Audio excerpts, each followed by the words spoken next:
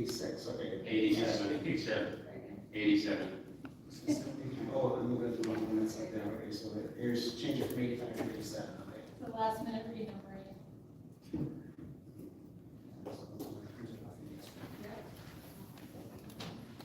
Thank you. In July of 2022, the timber lake slope walls, deck, and stair to the lake were destroyed by fire.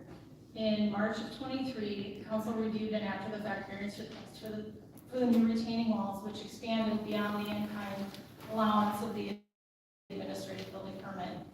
Because there were a number of concerns, the council tabled the application to allow the applicants to redesign and provide clarification and supporting engineering as was requested. Following the March council meeting, the property owner and their contractors met with the immediate neighbors at City Hall to discuss their plans. The neighbors asked for more clarification regarding stability and grading. The applicant provided the grading plan, a revised wall plan with engineering reflecting a design as close to in-kind as they were able to achieve, a landscape plan, and a plan for the permitted lake access stair, deck, and shed. Earlier this summer, with the city's approval, the contractor made modifications and corrections as constructed walls, which were necessary in order to improve the structural stability directed by the applicant's engineer. The city's inspector, Gary Nelson, observed the corrections to the walls in the field. The revised construction plan is attached as Exhibit B2. It illustrated the proposed replacement deck and shed will not encroach closer to the lake than the previously existing structures. The lake stairs are an allowed improvement within the 75-foot setback and can be constructed with an administrative building permit. The in-kind shed and deck construction can also be permitted administratively. Tonight, the applicant is requesting after-the-fact setback variances to address the replacement wall footprint expansions in the bluff and the lake yard. Additionally, the pre-existing shed and deck are proposed to be replaced in a similar footprint as shown. The change to the configuration of the retaining wall requires after-the-fact variances for lake setback, average lake setback, and hardcover within the 75-foot setback. Comments from the public were received today and over the weekend, and they've been provided to you. One additional comment in your packet came in after I emailed you this afternoon, so I combined them all and they're at your place. Replacement of destroyed walls is essential due to the bluff and steep nature of the property, as well as the immediately adjacent neighboring properties. The variance to permit the expanded retaining wall structure within the bluff and 75-foot setback will help to maintain the existing slope and character of the area. Staff recommends approval of the setback variances for the improvements as proposed. The landscape plan has been provided. Staff has included that plan into the plan set attached to the draft resolution. Submittal of an as-built survey has been included as a condition of approval. Tonight you should consider adopting the draft resolution. I have the other exhibits if you'd like to see them. The applicants are here and I believe some neighbors are here as well. I'll try to answer questions, but that's all I have. Any questions for Melanie? Yeah. No? Does the applicant here like to come up and talk about what's changed or transpired since we last met?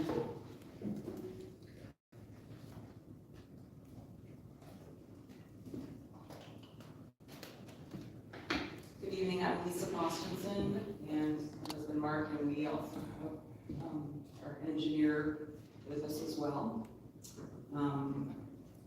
As Melanie stated, we have met with the neighbors, did our best to give them the information that they were looking for, and we provided the engineering report, or I'm sorry, the engineering design, and all of the things that she mentioned, and we're just trying to basically finish up this project and everybody can move on with their life.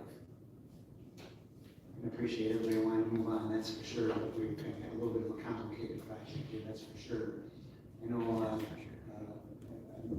up to the site this weekend, and I know last time when we had talked, it was I think back in March, May, one of those, a few months back, but anyways, the biggest issue is we want to bring that grade back to kind of where it was, and then make sure that the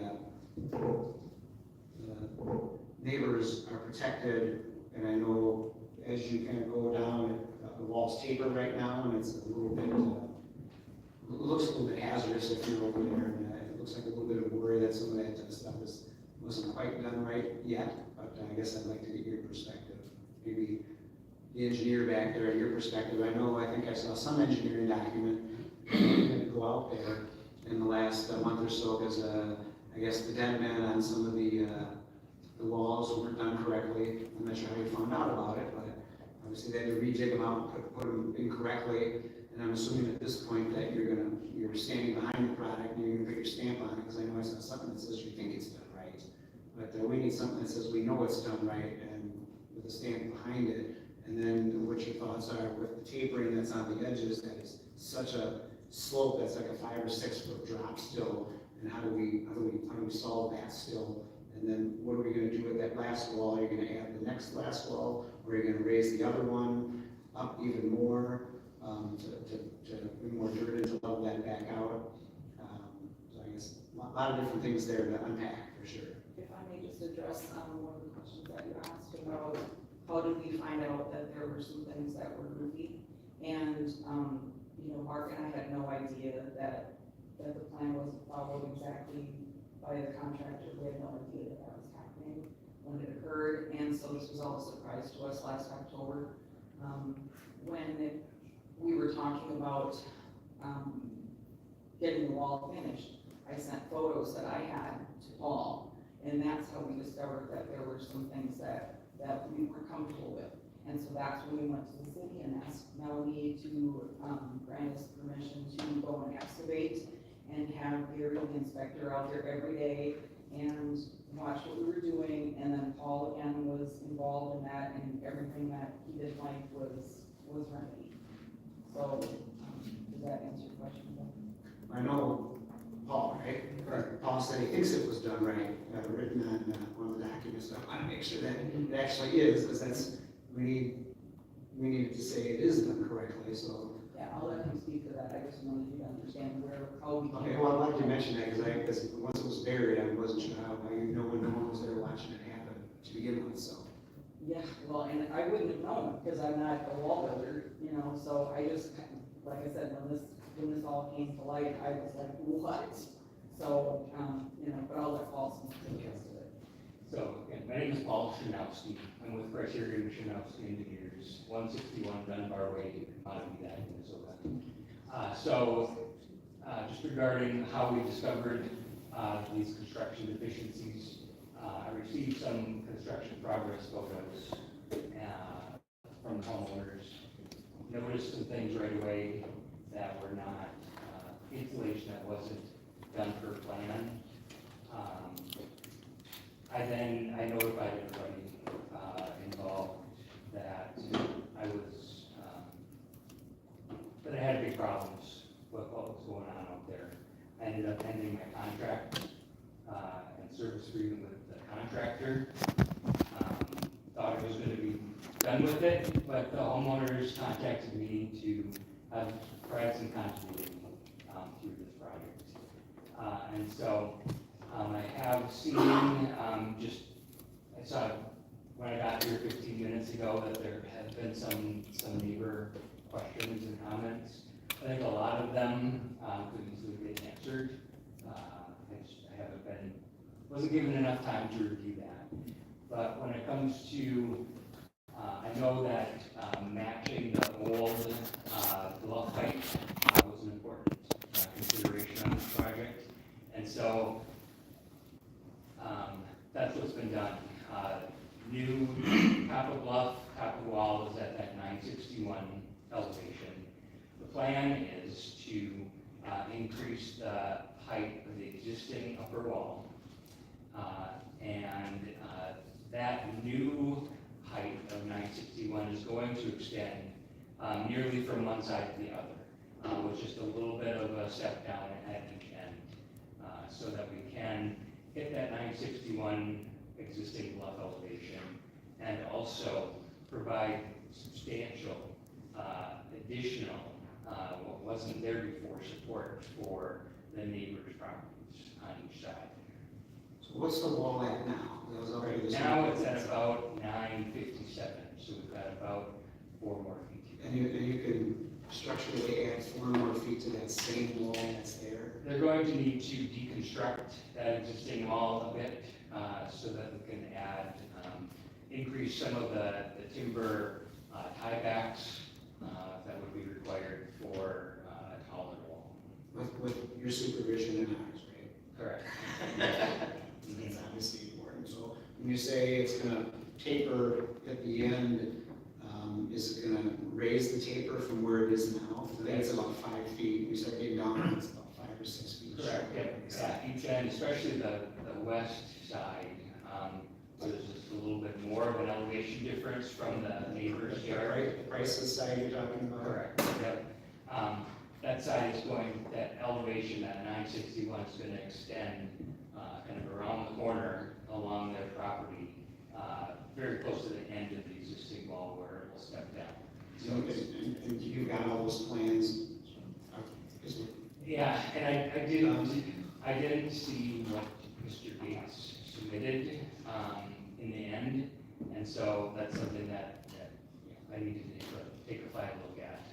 Mr. Gates is not an engineer. Correct. But he's helping do the layout, and so I think, maybe whatever he submitted, wasn't quite clear enough, to answer some of the questions that the homeowners have. And so, Who's gonna stand by the structural integrity of the designs? that would be me. Okay, so you haven't reverted enough to be able to put your stamp on it. Correct. Okay, so that still needs to be processed. Yeah, I And thought, submitted to the city, I'm assuming that, so we can review that as well.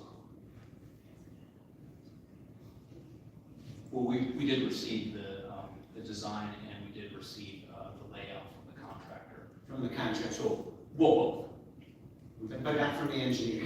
no, we have this as well. and part of this process, I was hoping there was gonna be a little bit of back and forth, and it hasn't really turned out like that, where we submit some plans, hopefully have those reviewed and have a chance to comment before coming back here Back and forth with us, you mean, or with homeowners. Oh, with homeowners. Yes, I mean, they've got The neighbors.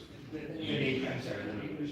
They have, great questions and concerns. Obviously, I mean, this is their home that they're worried about, and I'm very sympathetic to that.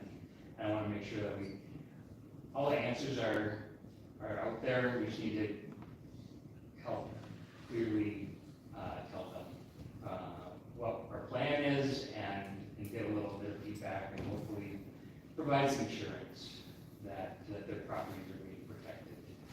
So since we haven't been able to do that, do you think that would be the next step before we vote on what's supposed to be in front of us? Well, we tried to get them to meet with us, and they didn't respond.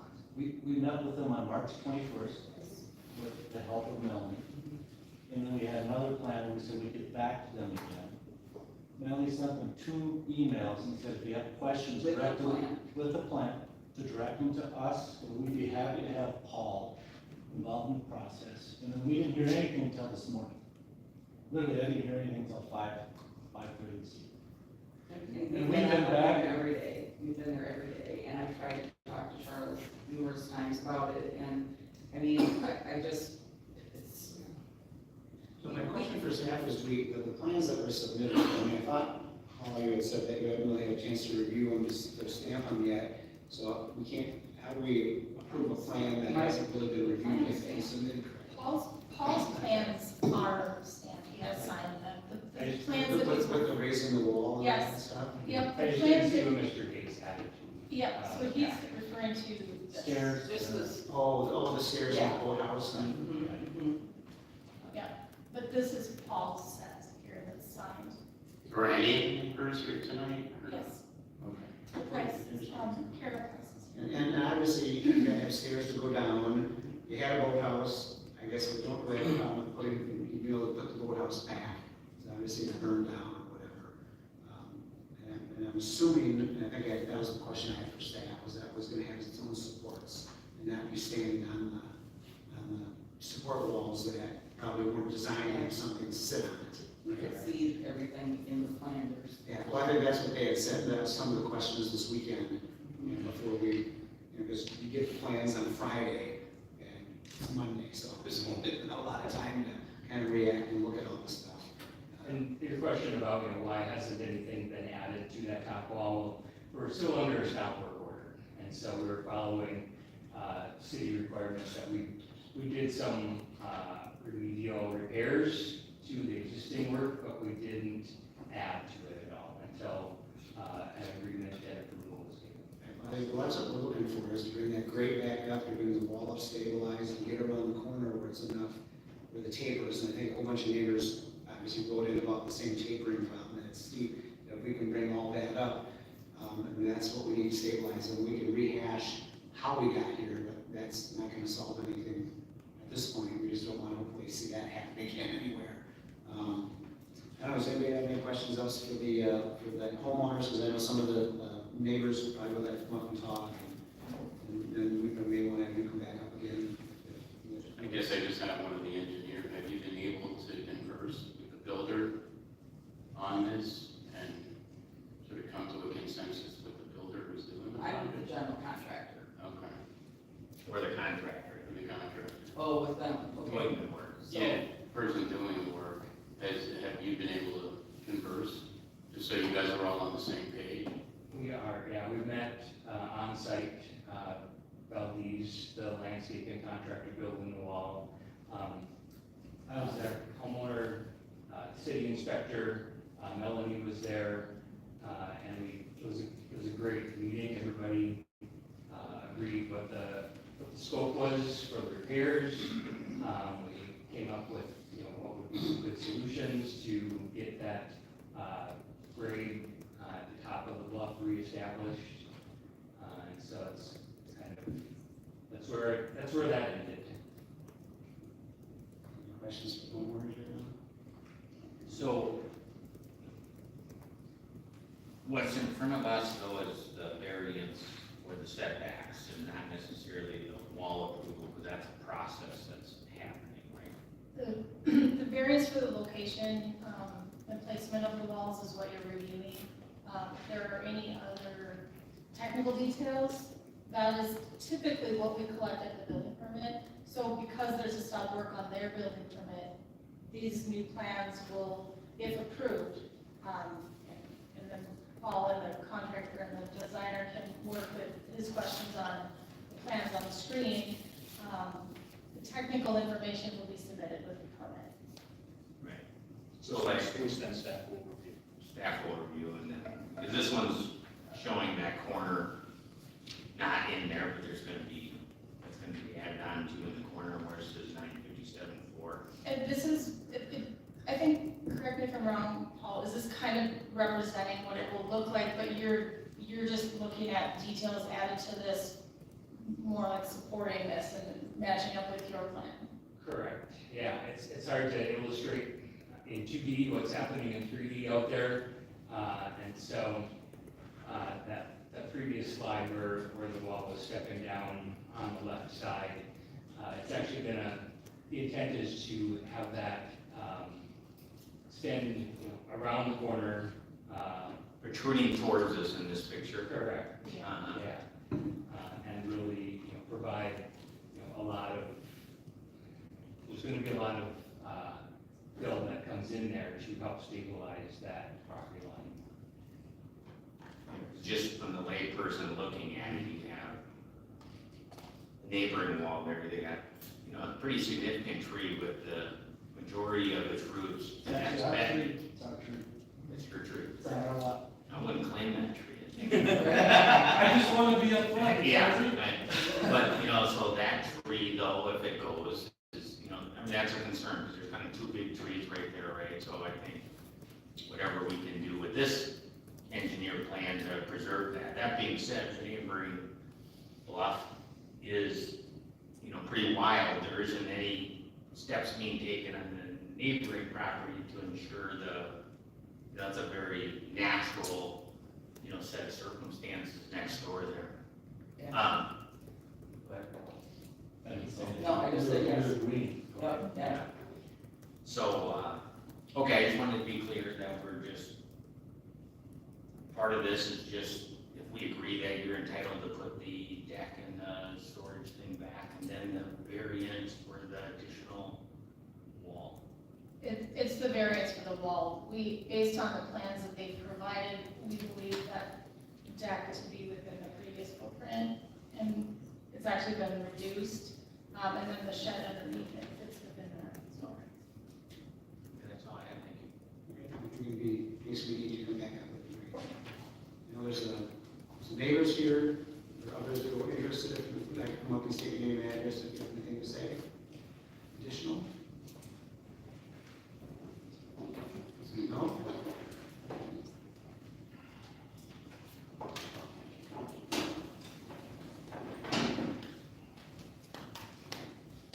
I'm Patty Works. I live at 2825 Castle Point Road. I have a question. One of my big concerns of this whole project is that it doesn't blend in with the shoreline. And we talked about last March that they would have some landscaping and stuff to kind of mitigate this monolithic structure. Do they have a front elevation of that wall showing the plantings and how it's kind of screened and kind of will blend in? They don't, they've got a landscape plan that's top down as a plan view, and it shows what plant species are going to be put in front of which walls, and then there's further description on the side there. I did review that plan. Okay. It looked like a lot of the plants were shorter, like junipers on the bottom. Mhm. So I'm wondering, it's not That, short. and that is something the council can discuss tonight if the plantings are appropriate. Yeah. Thank you. Melanie, in the resolution that you have already has that recommendation for the screening.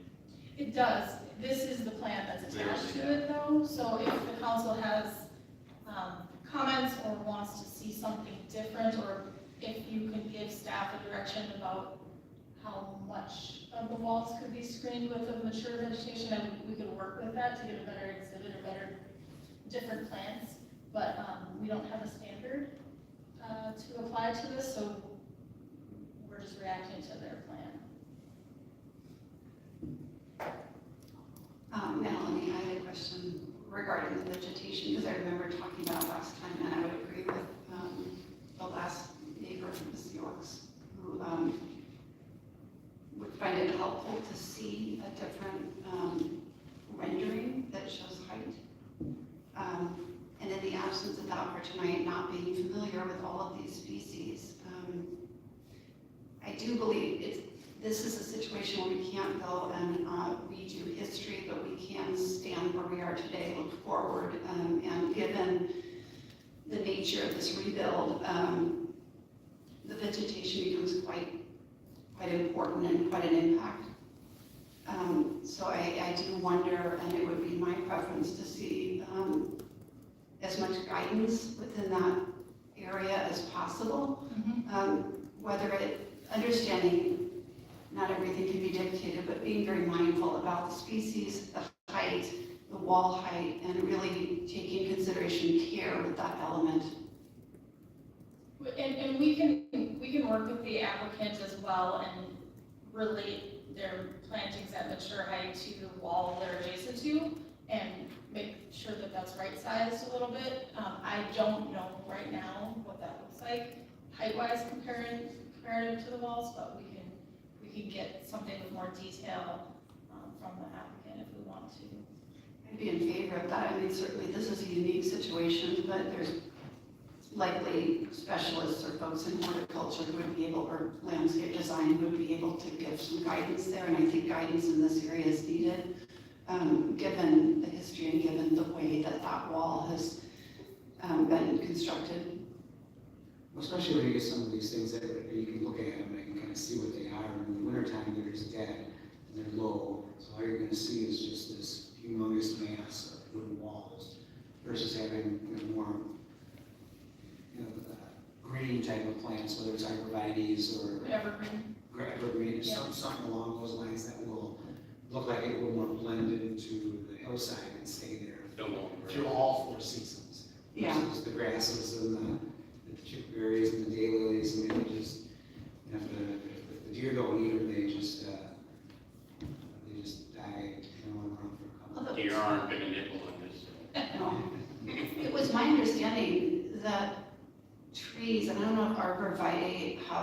systems that would be in conflict with this design, but I do recall from the last meeting, we talked about trees or mature trees or shrubbery, and I believe there was some concern about certain types of plantings with regard to the root structure. And what was gonna be able to realistically be. Well, there certainly could be, because behind each of these, underneath and behind the dirt here is the structural support. So there are timbers going back and to the side, so that maybe limited opportunities for some more large root, spread out. But the deep-rooted plants, I think, are very helpful, which some of those definitely accomplish that, just not all of them. You know, maybe one way to address this isn't for us to get involved in a specific landscape plan, but to agree on a percent of screenage of the total wall, and give that as direction to staff, and then they can work as part of their approval process for the permitting to do that instead of us. Yeah, I think that's the only way you can go forward, because I don't think we can have the knowledge to mandate specific plans. I think that would be more in their purview as well, so I think with direction from everybody, what we want to see, and then we'll use staff hands from that standpoint. That's not the best way. Because I'm in favor of any application, but moving it along with guidance instead of asking people to continue to come back. So maybe, I don't know if it's a 50% of the wall should have screenage at the time of planting with the maturity to go, or, anyone have any? I guess my question would be, kind of what percentage would they be proposing in this drawing here? I have Is it- no is idea, it- I'd have to.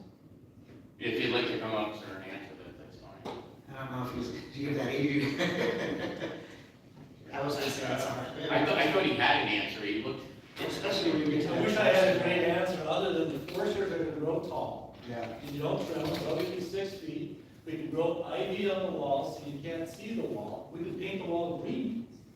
I mean, I'm just thinking outside the box here, I don't know if I can do this, talk about accuracy. No, I think we'll just have to leave it with staff, otherwise we could paint it all day, but we got very tall, when you look at that last wall, where you have the blue, I mean, it's gonna be a 10-foot wall. 7 feet 5 It's a inches. tall wall. 7 feet 5 inches. 7 feet 5 inches, yeah, it's tall. But there's another one that's about the same height here, so. What I'm hearing, and the reason I wanted to expand on this a little bit is because of the concern of some of the neighbors, and also because of that naturalistic environment. So without maybe getting into a percentage, I say that's, at least from my perspective, what we're aiming for here is to be in keeping. Because the wall itself is likely not the showcase. That's what's worth.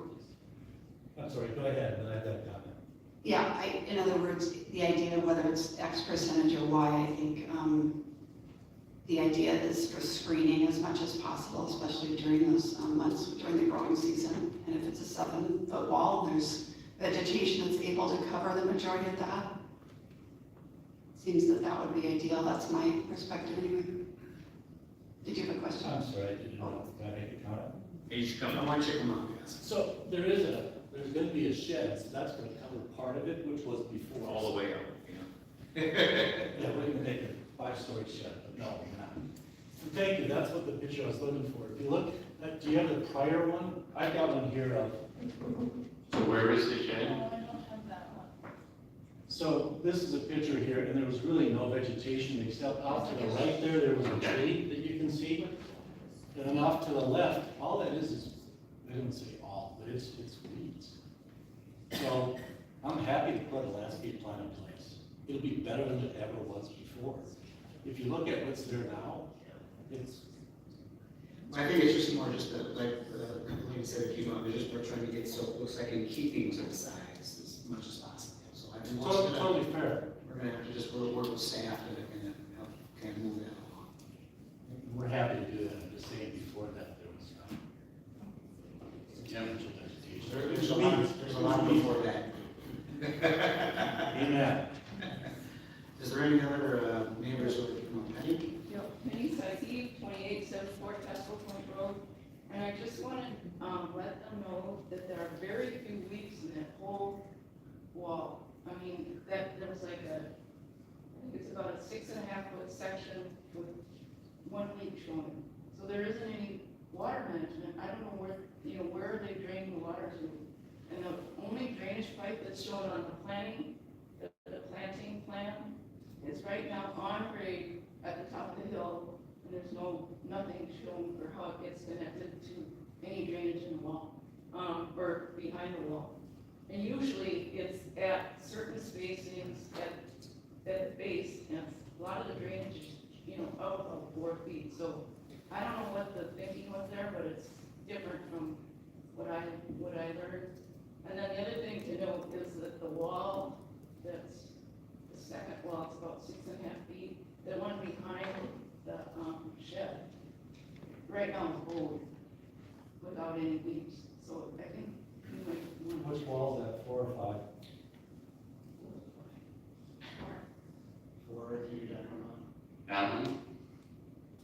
well, wherever the shed is.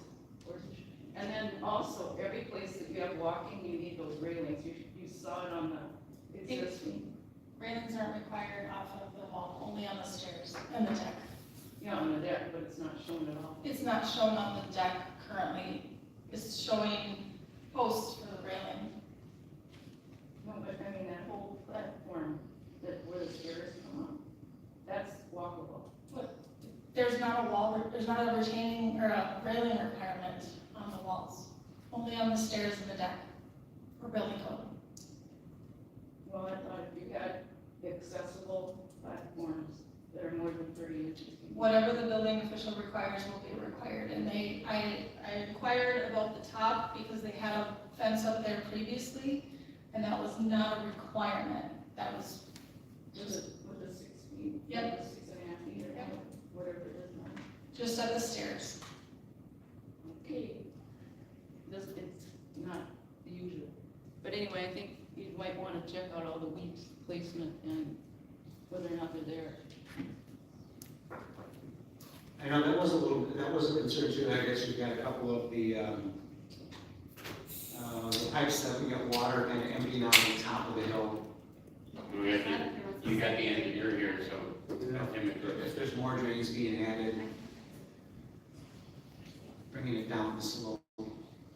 So I think the question is regarding drain tile outlets coming through the wall face. In my experience, you're rarely ever going to see water coming out of those. The walls are designed to drain a little bit of surface water that might get behind them through the wall face. That's just how timber walls are intended to drain primarily. The weak holes and the drain tile that goes behind them is kind of overkill, but I included it in my designs just because it's kind of an industry standard thing to do. But we've got drainage aggregate, some well-draining material behind the wall that any water that does get to the back of the wall drains into that and out the wall face. That's the intent. And is that the same drain tile that's coming from the house on the east side? That's different. It's going to be, I don't have a part of that system, but what I understand is that it's going to, the drain from the house is going down the side into some existing drain tile that was along the property line. Actually, I just had new drain tile installed around the entire house 2 weeks ago. And I also included 4 French drains to take some of the burden from the gutters that I'm going to be installing as soon as the siding is on. And so a lot of thought has gone into this, and we have incorporated, like I said, into the drain tile it's a gravity system that is going to go out to the wall. And we've been working with the contractor that's doing the wall to incorporate that into a good spot for it to drain. So that's all been addressed as well. And I also have a couple of just French drains in the ground next to the house and in areas that are kind of low. Like you have a walk-up stairway too, and there's a French drain there that's also incorporated into the system. So, and then there's two just flat drains, like, it's kind of like a little, it's got a box, it's a little catch basin that goes into the system. Mr. Price was, your boulder wall, in the back, if you walk out, was done very nicely. Thank you. That was courtesy of Emery. They're good. Any questions? See any other neighbors who would like to come up? Or interested parties?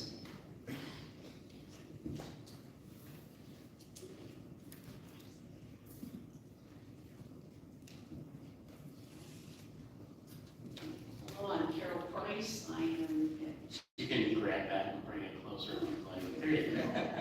you can see my face. I am living at 2813 Casco. I am the neighbor on the west side of the property.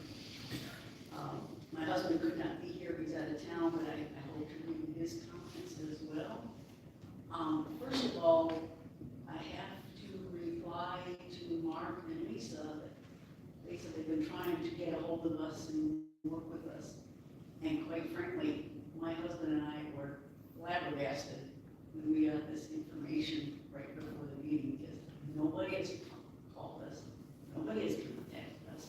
We are retired, we are in and out of our house, we try to say hello to them.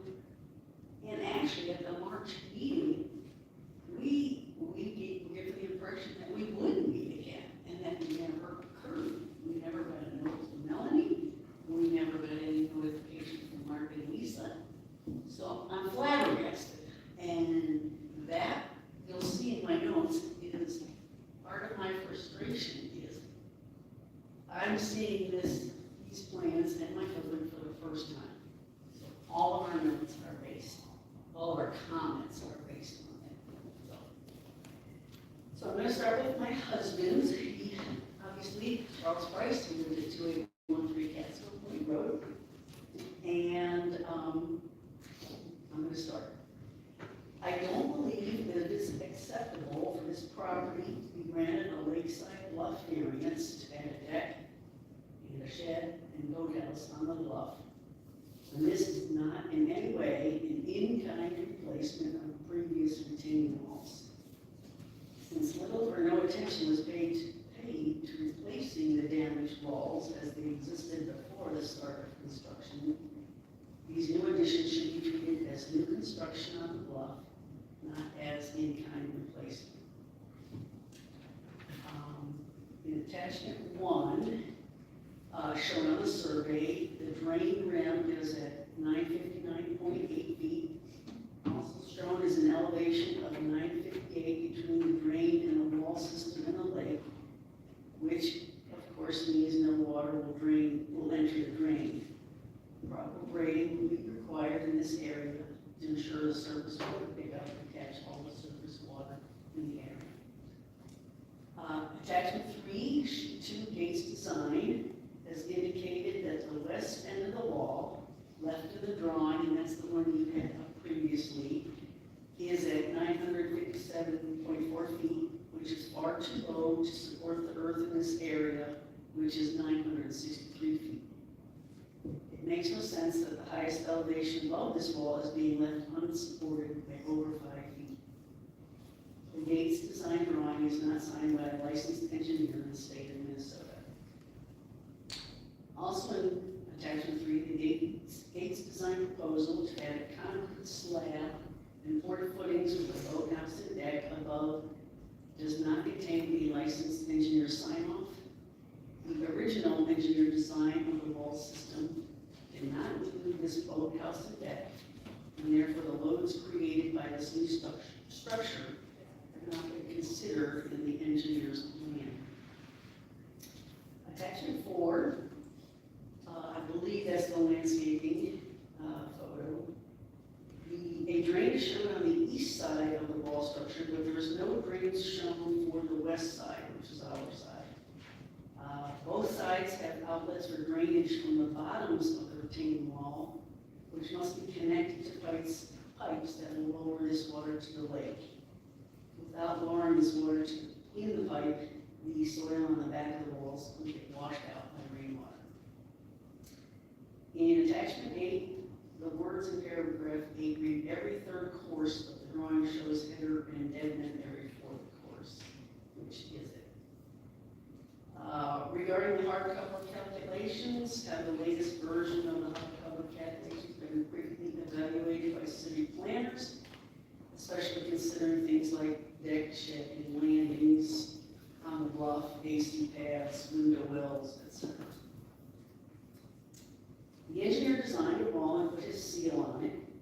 The city received design based on the engineer's seal without considering all of the design assumptions, additional information requested, design provisions, design limitations, and quality assurance requirements, which the engineer has included in his design documents. There are conditions placed on the design which, if ignored, make reliance on the engineered design impossible. There are many such conditions included in Paul Szymanski's design of the subject wall system. 3 of the more significant conditions are: 1, the internal compound stability ICS has been calculated for this project by criterion. These are direct quotes from Paul's documents. However, ICS is not a substitute for global stability analysis, which should be performed by a qualified geotechnical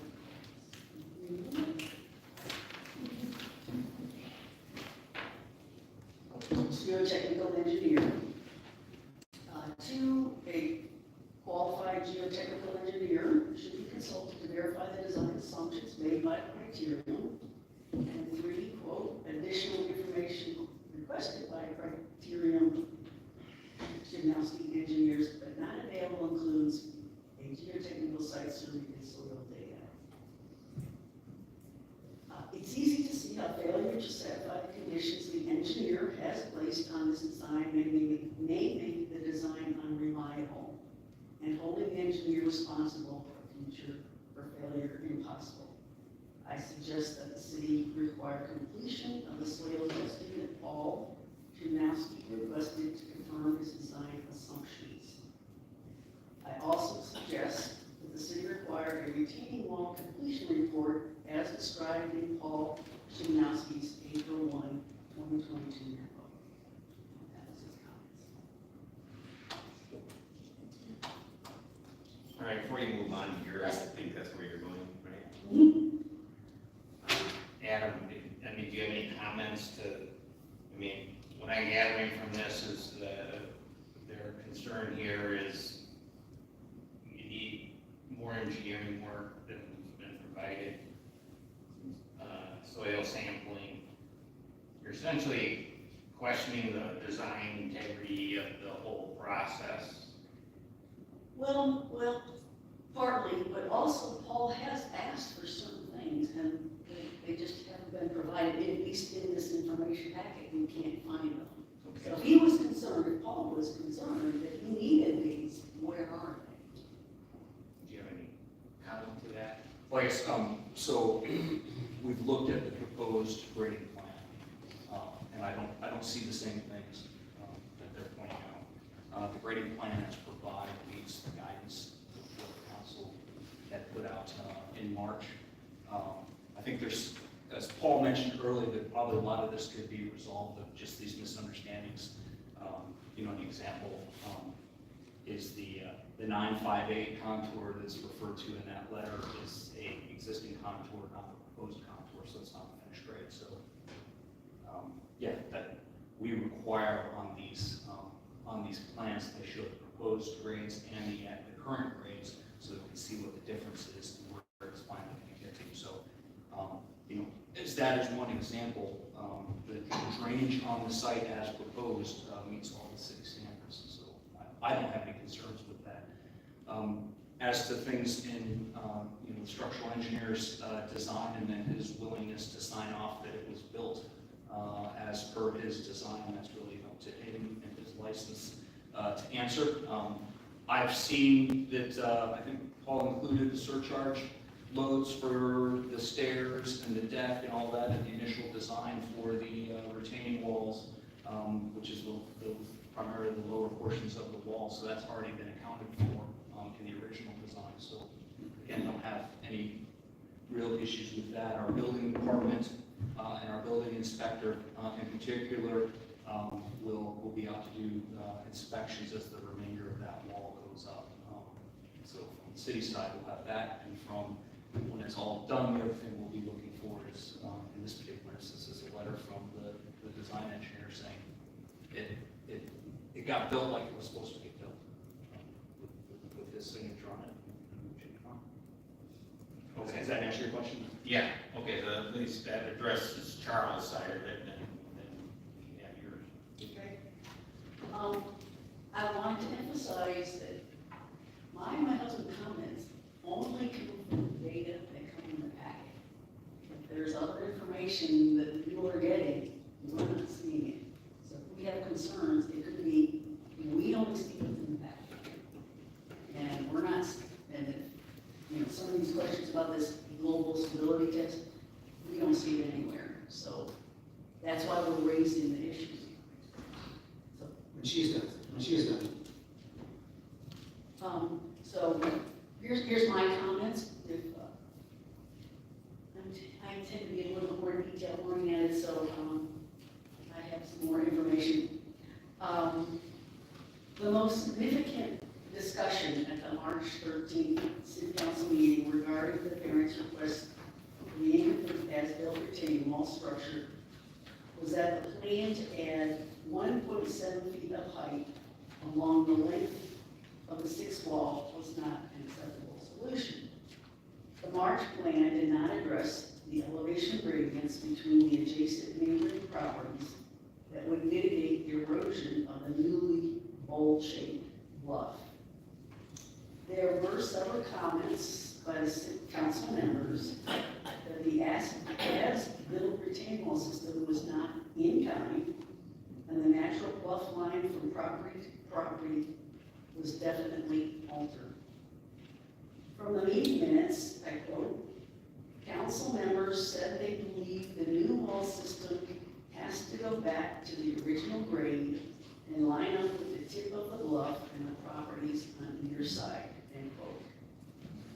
Towards the end of the meeting notes, Mayor Wall stated, I quote, I can see that they wanted to get the bluffs down there taken care of, but now they've created an entire new bluff landscape that was not part of the like in kind. They have to figure out how to re-engineer, get that grade back there and figure that out to the best of their ability, end quote.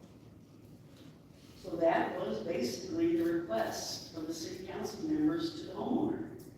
Figure out a way to re-engineer the retaining walls such that the bluff was restored as closely to the natural flow of the bluff line and mitigate the elevation gradients to adjacent properties that were adversely affected by the restructuring of the bluff. 4 months have passed since the March meeting, and again, I am flabbergasted that homeowners haven't contacted us, but this is all new information to us. My general impression of the information packet is that there are very confusing site plans and surveys that are labeled updated surveys / grade plans that even the city engineer had difficulty reviewing. Next, in Exhibit B2 is 7 pages of construction plans for an in-kind boathouse, deck, and stairs provided by a contractor that will not be supervising the work, doing the work, and he absolves himself of any changes that may be required once construction begins. Exhibit B is the soil information, which contains graphs, but no engineering summary report. Apparently, this soil test data was completed on May 8th, but it was not given to the licensed engineer, as he does not list this soil test data in Exhibit B4, which is his engineering letter. The bluff landscape plan is Exhibit B5, which shows a drain grading tile system to lower the water to the lake on the east side of the property, but there is no similar drainage system on the west side. So I'm now going to discuss further details. That was my summary. As stated in the current background summary section, my husband and I met with Melanie, the property owners, and a representative from Valdez Lawn Care in March. My husband and I were primarily concerned with the stability and height of the sixth wall that contours along the side of our property, as the differences in the property elevation is significant. Currently, the sixth wall is only 4 feet tall. Based on the property survey completed by Gromberg on May 18th, 2022, prior to the bluff fire, the elevation level of my adjacent west side property near the top of the bluff is 963.1 feet. In Exhibit B, sheet 2 of Gates Design, the portion of the sixth wall nearest my property is listed at an elevation of 957.4 feet. Thus, the resulting elevation gradient at that corner of the sixth wall would be 5.7 feet.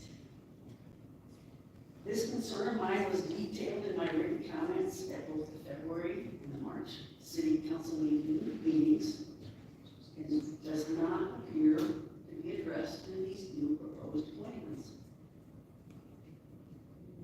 The proposal now to add 3.4 feet of height to the sixth retaining wall is only near the center placements of the stairs as defined by Note 2 in the Shadowski drawing. The remaining added timbers are gradually tiered lower as they traverse towards the adjacent properties. The original plans of the bluff retaining wall designed by Shadowski, dated August 24th, 2022, state the following in the design limitation sections. Quote, site layout and grading design are not included in the wall design services. Those services are the responsibility of a site civil engineer, end quote. The proposed plans to add 3.4 feet in height to the center of the sixth wall near the stairs and then add timbers along the sides toward the adjacent property just doesn't mitigate the gradient differences. So if Exhibit B1, and that was called the updated survey grading plan, was submitted to address the elevation gradients of the bluff retaining walls to the adjacent properties, these plans are not sufficient to mitigate the risk of bluff collapse along the property. I could only find one slightly visible comment in the drawing that states TW, meaning top wall, equal 961.0 proposed. This comment correlates to sheet 2 drawing in the Gates design that you saw previously that denotes the proposed maximum height of the wall to be 960.8 feet in elevation. The topographic survey dated 6/27/23, Exhibit B1, was provided to show an updated survey and proposed grading plans. The survey does contain discrepancies as to what existed on 6/27/23, and the grading plans seem to be focused on the area directly near the rear of the house. The drawing shows that the 108 square foot concrete patio is to be removed. This concrete patio was removed at the same time when the footings for the 3-car garage were put in place. That was many, many months ago. It kind of begs the question, was someone actually there doing the survey? The survey lists, quote, proposed round deck 220 square feet. Interestingly, this added portion of the proposed deck lies within the average lakeshore setback area, and the footings were dug last Friday, July 21st. A previous variance request to build a deck in the enacted by City Council in August of 22, as again, this portion of the proposed deck extends into the average lakeshore setback. The City Council only approved the replacement of the original 108 square foot concrete wall in the courthouse. So, if this after the fact variance is approved, is that automatically grant approval to build the larger proposed deck within the average lakeshore area? The survey denotes that the, quote, timber border of garden from adjacent lot to be removed. As I have mentioned numerous times, the garden border is actually a retaining wall that steps down the elevation gradient of my property to the applicant's property. This elevation ranges from approximately 6 inches to 12 inches. So if this is a regular plan, where is the note to explain what will be done once the timbers are removed, such that my yard and the gardens don't fall into the neighbor's yard? Conversely, the landscape plan, Exhibit B5, shows the timber borders still in place with the new bluff plantings. So which document correctly depicts the homeowner's plans? Exhibit B1 of the updated survey. Mrs. Price, can I interrupt for a second? Of course. You know, your notes were submitted in our packet, and your obvious knowledge of this exceeds my own about, what's happening here. And I wonder how we can take your comments and apply them directly to the engineers involved between our city and the applicant's engineer to maybe find a way to address these in a way that is meaningful to you, because as a council, we're not, I don't think anyone here is a licensed engineer, understand, but our council, but, these are very technical components, and, what's important to me in this process, for you as a neighbor, you've done nothing wrong, you just live there, and, we've had this problem over there, and as a result, you're kind of suffering through this process, and, what I want to make sure that we can do at this point of the process is, as a council, do what we can to ensure that it's built right, so this problem doesn't become your problem because it bleeds over to your side. And I think within both your responses and your husband's responses, there's some really good information that, quite honestly, I don't understand it. But we have staff to be able to do that, and they have an engineer on there, and I want to give a voice to your concerns. But to us up here, our function is to take the recommendations of those engineers, and you're an engineer yourself. Yes, I am. So I'm wondering, what is the best process to make sure that your concerns get addressed, to give you satisfaction that your investment is protected on your bluff? And maybe that's just maybe we can help facilitate the process to get that done versus you providing this information directly to us right now that we wouldn't necessarily rule on these specifics. So I think I kind of look at, I do have a lot of detail in here of my concerns, and I have expressed them in the past, and I feel like I keep coming back to the same basic premises, and they don't get resolved. I would like to see a better process. I would like to see the council maybe take some of these detailed findings that I have and really look at them and say, are these being resolved? I find lacking, information like I outlined. The engineer wants certain testing, it's not being done. But I don't see the data because I only see what's in this map. I think probably what we need to do is because we can't solve that, but I think what we can do is help facilitate you either with Adam, and obviously I can't speak for Paul, because Paul is an individual party here, but I can speak for the city, to say we could get a meeting, sit down, and kind of go, at least go through all those items one by one and check the boxes of whether it was a mistake or something the site was wrong or it's actually taken care of. Because like I know when I was out there, I did email Adam, maybe it was Bill, I think Melanie got back to me like on the deck. They said, well, how is the deck going up 10 feet more when, what's this ground deck thing? And she said, well, if there's a deck that's on the ground or a patio, it can go past and doesn't need our approval. And so there's some issues with it because there's some height issues that they gotta still deal with,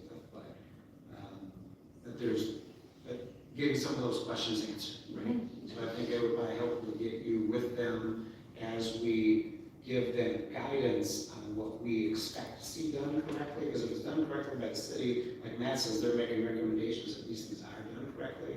They are bringing the wall up. Now, as we're looking at the plan, because it's 2D, they're saying the wall is coming around versus just ending. So that's some of the stuff that obviously I couldn't see on the plan either, but as now it's explained, it makes sense and probably can solve that problem. But I think maybe getting you guys together but I can't speak for Paul, and that just might be an hour conversation of just going through each one and you and Charles there. Knowing that we've given staff direction that has to be done correctly, and we say that, it's gotta be done correctly, right? So all the questions have to get answered in that whole process, so that's. Adam, do you have any? Well, I just wanted to clarify, I mean, there's a lot of detail in there that there's not a requirement in our city code, nor the state building code, to deal with, so. Well, that may be some of the. When we review these things and we look at these things, we look at them, do they comply with city code? Do they comply with the building code? Those are the things that we're looking at. Part of our review at the city level is dependent on subject matter experts such as Paul and his design, and seeing that they have a design from a licensed engineer who has a specialty in this particular area, and this particular area is retaining walls. And when we're done with the project, we're going to look for that same expert to tell us, he's a licensed professional engineer, that in his opinion, that wall was built per the design and per the governing standards for it. It may be easy answers, but you may have specific questions as an engineer that you may want to be able to ask me at the same time. It might just be a quick meeting, it may not take that long to go through the items. The other thing is, it's maybe the range to be open to having a conversation to answer those questions directly. But some of it are city issues. No, I get that. What are we looking for as a city? How does the code apply? What are the state codes, what the local codes? And if there's just, sometimes it's an informational meeting, sometimes just to understand the process and what we work through as a city as well, which is a little bit different than the private sector working through stuff. So we have successful codes there. I'd be happy to help work through any of that stuff, absolutely. I just want to make sure, set the expectation that, there is a certain level of review that we do as a city, and it's not the same level of review that you do for a skyscraper. And when we did meet this weekend, I did say, this is coming to us on Monday, and we looked to the staff for the recommendations and their expertise on what's good, what's not good, if it's meeting everything. And so we need to get obviously as much information. That's why you guys work hard to put all this stuff together. We get all this information because it's in front of us. It's kind of like a decision made. But our goal is to make sure it's done correctly, it solves all those issues, bringing up that grade, solving the sides. And some of the other process things, Adam can relate to that himself. Well, I guess I'm getting part of this discussion is the action item is for me to get with the city engineer and go over some of these things. And Paul, From feedback I'm getting. And I can help you the best I can. All right. This is not my design. Wouldn't the first action be with Paul, because Paul could remedy all of them anyways, Absolutely. and the city will stay out of it? And it just sounded like email didn't work, and you sound like a busy woman that's in and out, so maybe just exchange phone numbers, see where it goes. Yeah, I think Paul is ready to talk. Paul's ready to talk. He's been raising his hand. If I have a homeowner's permission, I wouldn't feel comfortable calling up Paul up till now and saying, Paul, come out. And I don't think he would feel comfortable talking to him either. Come on, I mean, We can arrange that. So we had offered, Melanie had offered to have you call us and we would facilitate that, Carol. We were happy to do it. Okay? We've seen you the last 2 weeks. In fact, when we had our engineer in June, Charles was looking over the wall. Didn't ask any questions what was going on. So we're happy to do that. so basically follow up. Great. Yeah, so follow up. We've done that, we've done that. I'm talking to Carol, that to follow up with Melanie, get something together. And Paul, and you're fine with her We connecting? offered that, in fact, we said, do it before the meeting, and Melanie was our proxy, I had to go set up 2 meetings prior to that. This is the same thing that happened last September, when we did our variance for the house, where we actually gave them the copy of the site survey, the plan, and said, let's set up a meeting. They go, yep, let's have a meeting. I must admit, I Yes, have one. please. Yes, thanks, yeah, sorry. And then we set up a meeting with them, her husband, and with our contact information, her email, phone number, and her home address. And Charles came back with the packet and said, we can't have the meeting with you because there's way too much stuff going on. And that's what I'm afraid is happening. Okay, well, let's not worry about what happened in the past, let's worry about today. I mean, it's probably I easier to agree, worry I'm about just saying today. as a pattern. Well, let's not We're not worried about let's not get into accusatory issues, that's not gonna help. Totally fair, I just want to, we're happy. But she's asking if she can meet with Paul, she wanted to make sure you were. We'd like to okay be with that. involved with it, but absolutely, absolutely. I did say my husband and I tried to call Paul on Friday when we were looking at this package. I think- Of course, it was last minute. Probably to us first. Well, he said, Lisa told me I could call, or hesitant. That's fair. I said, well, let's have questions. But anyway, do you want me to finish my comments? Yes. Or, I mean, we have your packet, your concerns or your outlines in the packet, so we have that, that's a matter of the record. I would like, please, I would like to say some of this early. I know that you all read it, but it's important to me to say it early. I am really fearful of my side of the bluff, and I have concern with the neighbors east and west side. I don't have a feeling that these plans are mitigating the sides of the bluff. And I think Mayor Walsh explained that the bluff was carved out, and the sides of the bluff are kind of left dangling. And I haven't seen plans that address that. So if I can finish, I will try to sum up some of my notes here. Let's see. Oh, let me note, because this was brought up previously, there were 2 separate surveys conducted by Orono in 2004 and 2022. 2004 being when my husband and I bought our house, and 2022 when the Boston's bought 2015. There is a disagreement in the property boundary line. And Mr. Brown, we did have talked to Mr. Brown, and he has indicated he would send out a surveyor so we can get this discrepancy resolved. So that is important, because that is right along the line. Okay. But my husband and I are working on it. As part of the deck, I'll try to summarize the deck, the added deck and wooden boathouse. Again, we feel that this retaining wall design is not in kind to the original wall system. And as such, the bluff was totally removed, the walls were built, and then they backfilled with compressed soil. We feel that really defines this as new construction. So, in nowhere also have we seen in Paul's design that there was a consideration to put a boathouse and a deck on his plans. I'm hearing otherwise now, but up until now I haven't.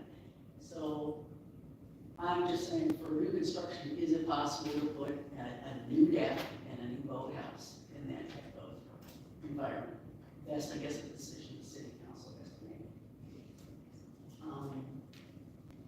Again, the plan submitted for this deck and boathouse is by a non-licensed engineer.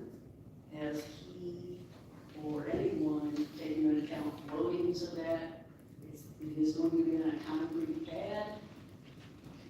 I would like to see something that says, not only do we want to build it, where's the supporting information that says, yes, putting these new structures on a new retaining wall system, how does it affect drainage? How does it affect any soil movement? How does it affect the long-term integrity of the block?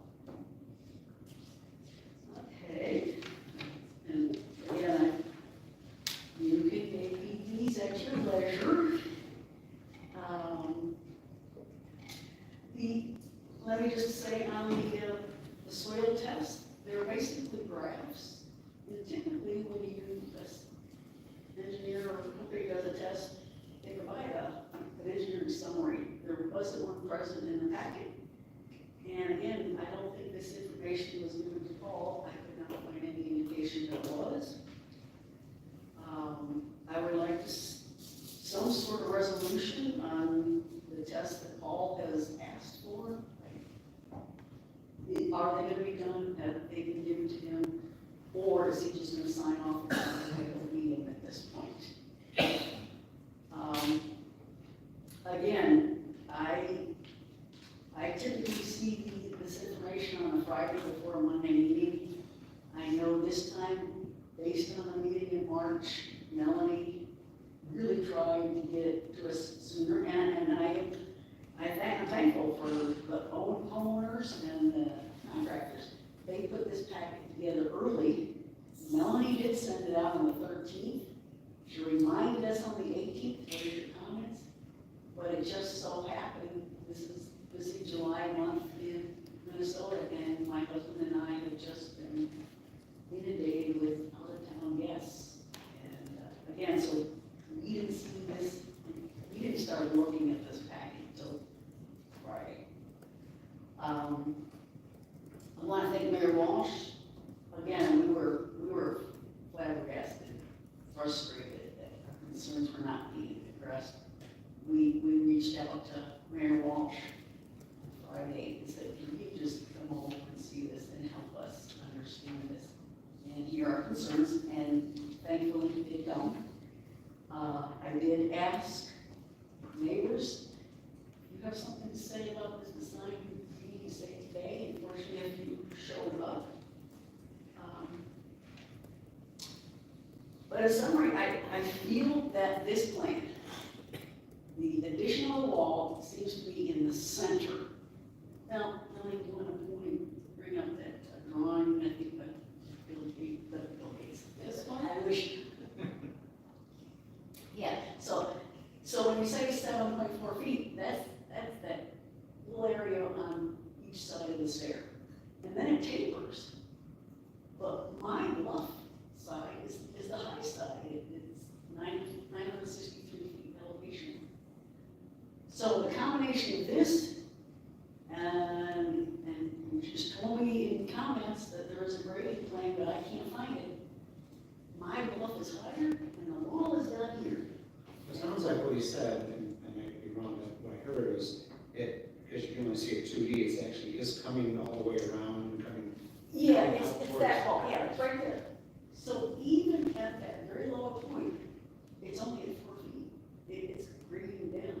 And the problem is our bluff doesn't, it's very steep, so it's still almost like, It is very steep, and maybe Paul can So- hash that question again. yeah. I thought I heard it correctly, but maybe I didn't. So those are summary. I don't think this plan resolves my fears and my husband's fears. Certainly, I would love to meet with the homeowner again, with Paul, with the Valdez representative. I think there is a solution. I just don't think we've gotten there yet based on what I've seen.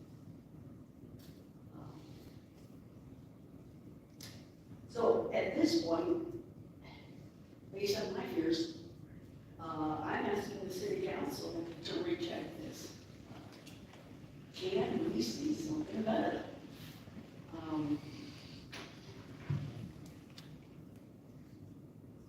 And again, I go back to the very first premise that Paul's bluff design said he is not a civil engineer. A civil engineer needs to see the grading, and I don't see that either. So I need some assurances that my bluff is gonna be protected. I didn't cause it, the fire was an accident. But I don't want to be left holding an empty bag because, you know, everybody wants to get it done and they step away, but I gotta live there. So that's why I'm asking council to reject it at this point, with the hope that we can come up with a better solution. So thank you. I appreciate your concerns and your patience. Melanie, can you hold that picture for a second? Yeah. So what is holding back the bluff? This- Your property is on the left, am I correct? Correct, in this photo. Yeah. What's holding back the bluff in that picture? There's no retaining wall. No, just, Dirt. It's just a natural hill. The hill's been dug out. So the difference is, Yeah, it's deeper in. yeah, well, the way it used to be, there was this natural line up the lakeside bluff. And that wall at the top of this property is very, very tall and it pretty much kind of covered that natural bluff. And you see it along, there was the fence along there. But what's different now is with these repairs, the excavator came in and they dug out the natural line of the bluff. It's no longer nice and gentle. It comes along my property, it goes in, and it goes to the next property. So that bowl effect, there's nothing now that's holding it, except right now, the little 4-foot wall. But, I mean, we're up here, and there's a 4-foot wall. But the original plan had a 7th wall, but then again, that exacerbated this bowl effect. The 7th wall was gonna be further back. So nobody liked that idea. So that's I think the basic difference between what was there before and what is there now. Does that help explain it more? Thank you. Any other questions? Not that I'm an expert. I think we should see if Paul wants to speak. But yeah, no, I know Paul had the same thing. All right, thank you.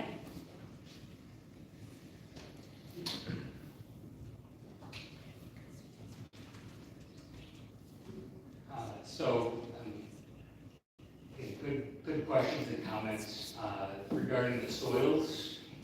We did have soil testing done as requested by the city.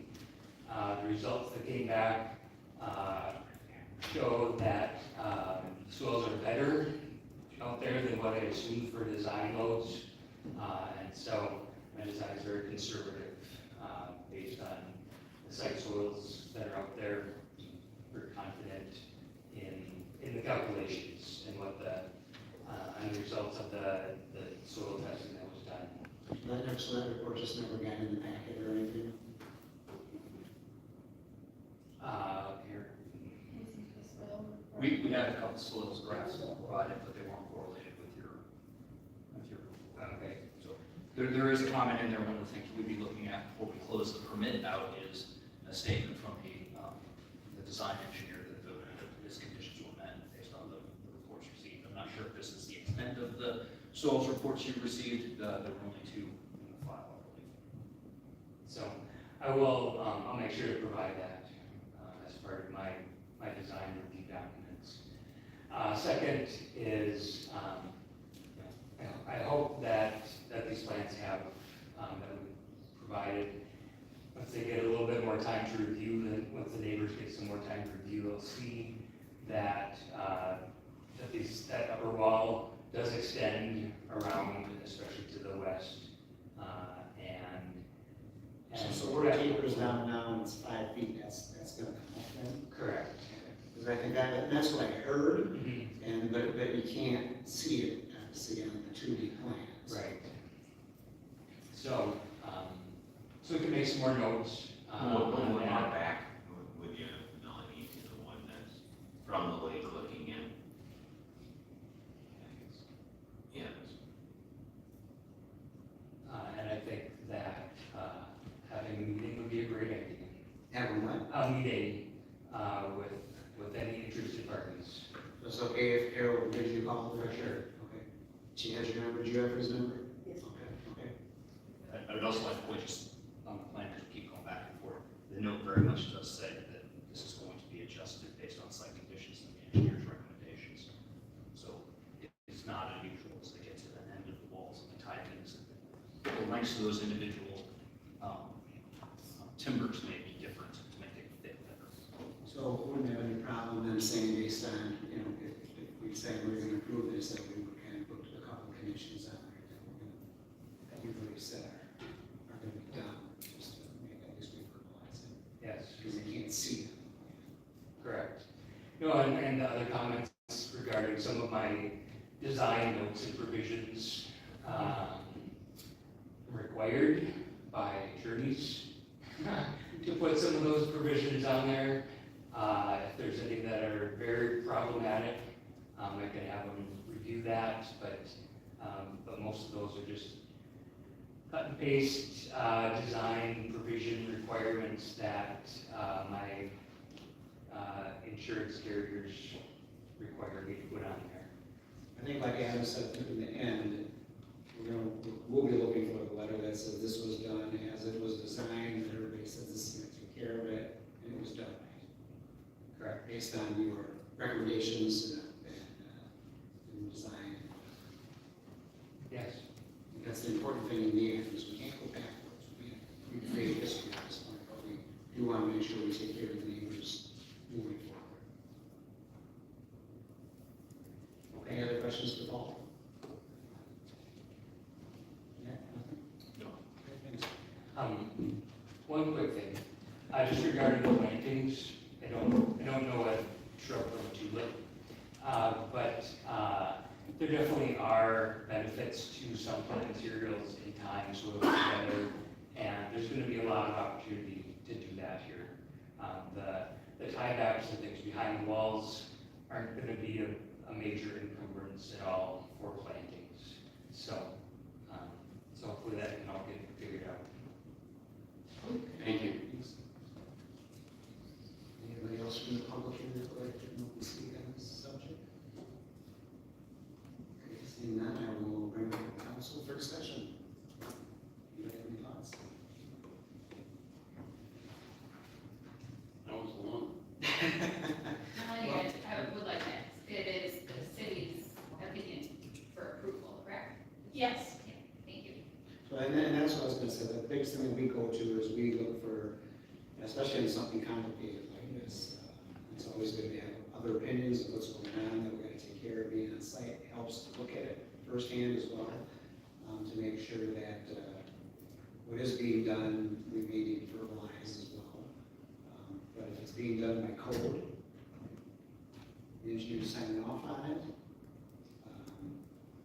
usually unless there's some big issues sitting in the way, it's something we need to move forward, but I definitely would want to verbalize it a little bit, and we can language it up a little bit, and then tap into what that would be, talk about the plantings, and then to make sure that this wall that does come around on the west side, that it does go through the prices, that taper down does go back up on the side of the property before it starts going downhill, to make sure that that whole drop-off is mitigated for sure, because it's not only a drop-off issue, it's, you stand there, you fell off of it, you wouldn't be feeling well. But also from the water and everything at the same time. Which could be mitigated on the east and the west side. So it's not different from what it was in the past. You have any other thoughts on that? Well, I was just, I want to structure an approval that, make sure that the neighbor gets their questions answered. At least, I mean, on one hand, I trust our engineering department to do their job, and there's another engineer involved.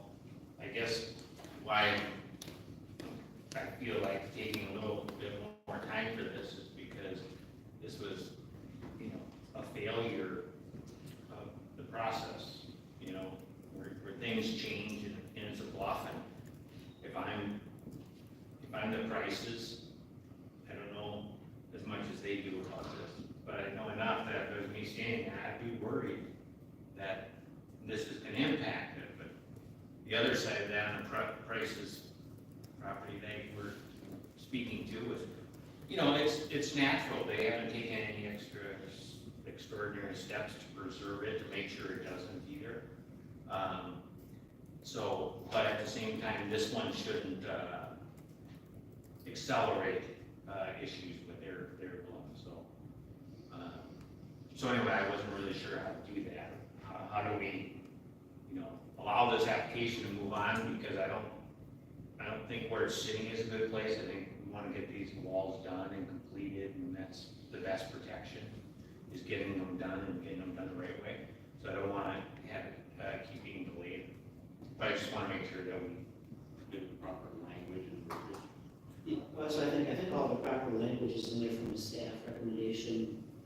All the exhibits, I think we just want to clarify, like I just talked about the wall coming around and the tapering goes all the way up to the top before it actually starts tapering, so that corner is protected adequately. And the same thing on the east side. New plantings can wordsmith that a little bit better, kind of what you're looking for. But I think what I'll dovetail into the approval that's. Okay, and then how are we going to address the planting piece?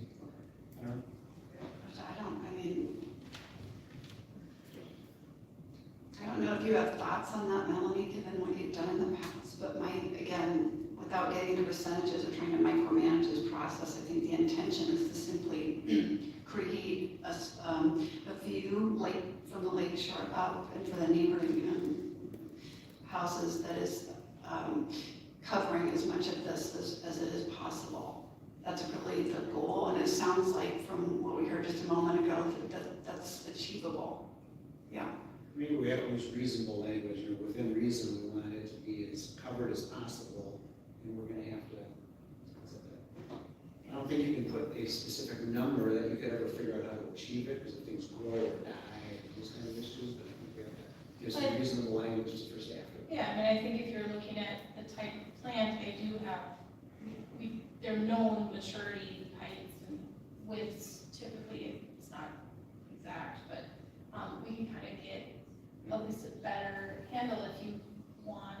You could use The something majority like of the percentage, wall. and you say, put plantings in there with approximately a 25 to 30% coverage. Because when you look at the previous wall, there wasn't a lot of coverage there. Correct. So you really can't go much more than that, but if you maybe say 25 to 30% coverage on the new wall, and they might even wind up getting it better than that with new plantings because they've got proper plateaus and so forth. Yeah, when you look from the lake, depending upon, where, in reality, what you can see from the lake of this, they're not showing screening bottom two, they're gonna screen this platform here that the stairs are on, and there's no screening on that area, because they need to walk and maneuver. Yeah. But you could put, if you wanted to have something come down, there's plants that can, like, junipers, I don't know. Sure. I'm not gonna try to make plants. But if you have something that, if you have a requirement that a certain percentage is covered, we can certainly try to get there. And we know how wide mature plants are gonna be and how tall they're gonna be. It's not gonna be exact, but if you want the majority of the walls or the taller walls, or, if you give me direction, I can work with that. I would say 25%. That would be my recommendation. like they're, You know, I think communication is the only issue. I think they're very happy to plant any Yeah. sort of or any sort of plantings, and it sounds like they'll figure that out. I don't even know that that's necessary. I think it's in their best interest to probably cover it and make it as pretty as possible anyway. So I think some of it is, I mean, I think communication's been the biggest burden, and everybody's entitled to enjoy their summers and not be home waiting for a knock on the door. That being said, I think coming to that conclusion and saying what an asset it is to have a neighbor that's so versed in this, what a great thing, because it protects everyone involved. I don't think we have to get into the weeds on that personally. I think that will handle as long as everyone has every mode of communication, which it sounds like phone numbers would be a good thing. If you do a percentage, I don't know if I'd go with maturity. I remember your bowl club. When they put planes that were this tall, they put 6 of them, and people just stepped on them, and they were dead a week later, and that's all they did. So I mean, it's like, We can require a certain size of like that's stars. so. Remember what you can do. Yeah. I see that, so. But I don't make problem with the percentage, and if it's, and then just let staff work with it from there, and then I would just, I think the only other issue I've got is really the, just making sure that we're all, as it was taken down, it's up to where it meets the 960 or 961, 960.8, it continues around that whole corner. Is that requirement within 7387, within the resolution? Would we need to make an amendment to the resolution?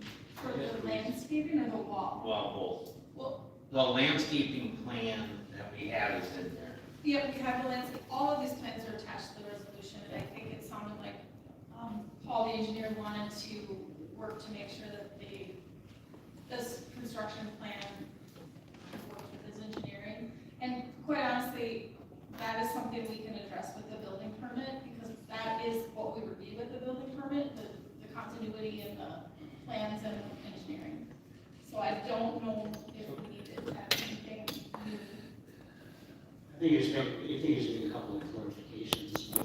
Well, the way I would do it is I could make a motion to have staff draft the final resolution of 7387 with the amending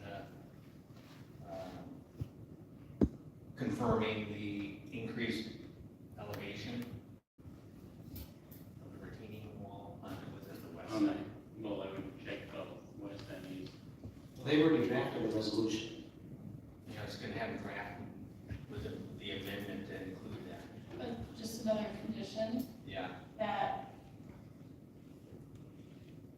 That the elevation in that, we want to attach a elevation number to it. That that end of the wall be adjusted such that the slope is protected, something like that. Because again, there's the contractor or the engineer are gonna have to make some adjustments in the field as that final bit of But wall. you'd want to do it on the east end. And with the direction of the comments that we're talking, Yes. Something like that, in addition to the comments. and then something. Then they've got something, then they can say,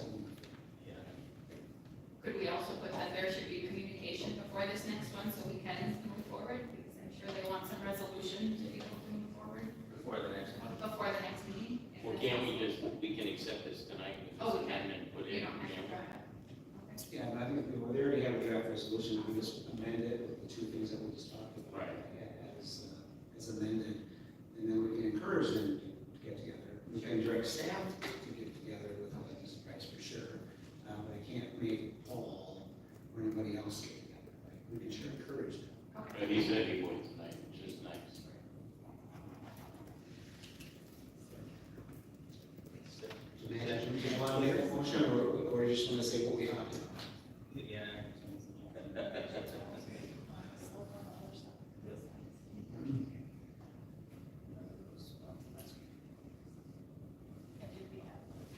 The landscaping, maximize landscaping. Yeah, maximize. so the wording in the wording here. I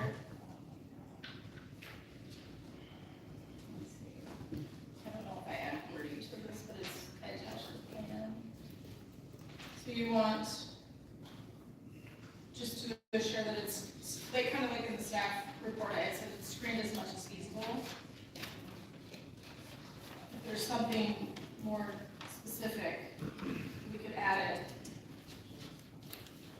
There will be a landscape plan that's brought back, and so rather than trying to figure out the exact dimensions right here and right now, there's a revised landscape plan put together and it's acceptable to everyone. We can just attach that as part of the resolution.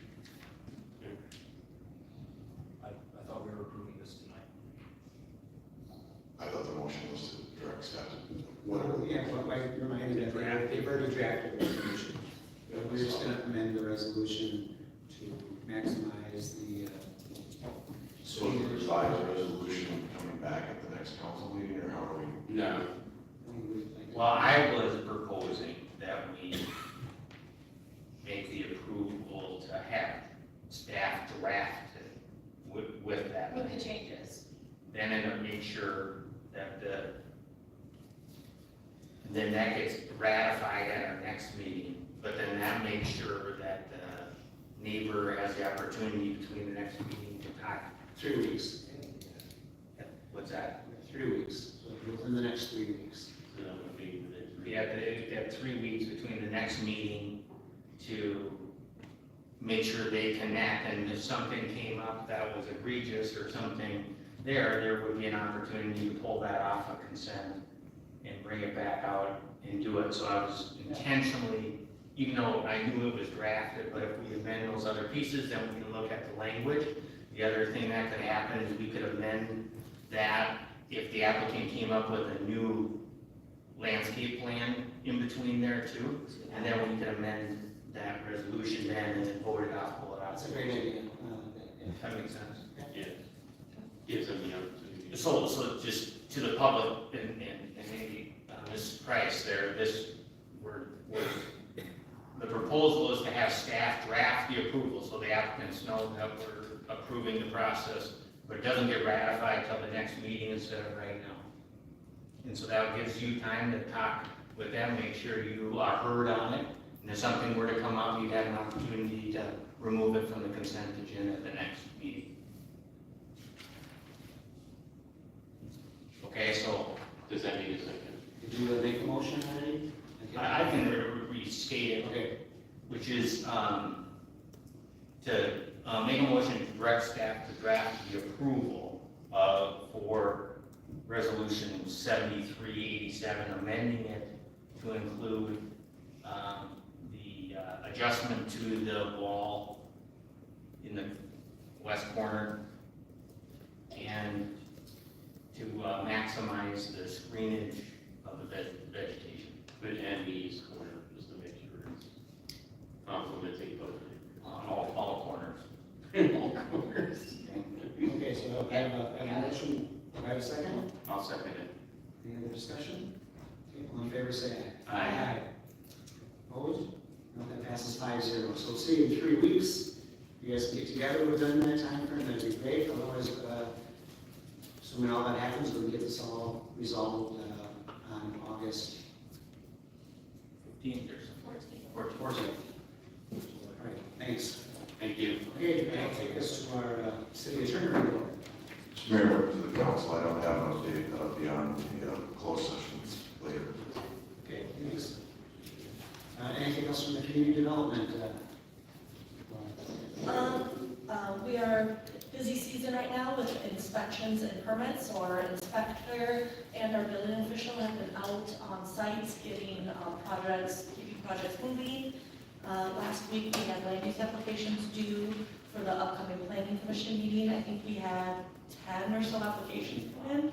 So we're working through those, reviewing them for completeness and communicating with those applicants, but busy with the planners right now in the office, and then also working through a few text amendments that we've talked about with at work sessions, and then trying to get some draft language pulled together for that. And then lastly, staying on top of code enforcement cases and meetings and phone calls and everything with that. So busy time of year in the community development department. Awesome. Thanks. All right, that will take us to our city administrator engineer report. I guess we'll start with number 11, which is the Public Works Facility Remodel 23-44 design proposal. Mr. Mayor, members of the council, The council action you have before you is looking for guidance on a way forward on fire facilities in general. The resolution passed at the time of the needs assessment approval called for the staff to seek a proposal from an architect on the design for the remodel of the existing public works facility into a permanent fire house. We did go out and get a proposal from our current architecture firm, Ortel, who is working with us on the new public works facility. They're also the ones who did the facility study for that old public works building last year. But in doing that, I wanted to point out some issues and concerns at the staff level as we move forward on this. So the task, as I understood it, was to provide a facility for the Orono Fire Department.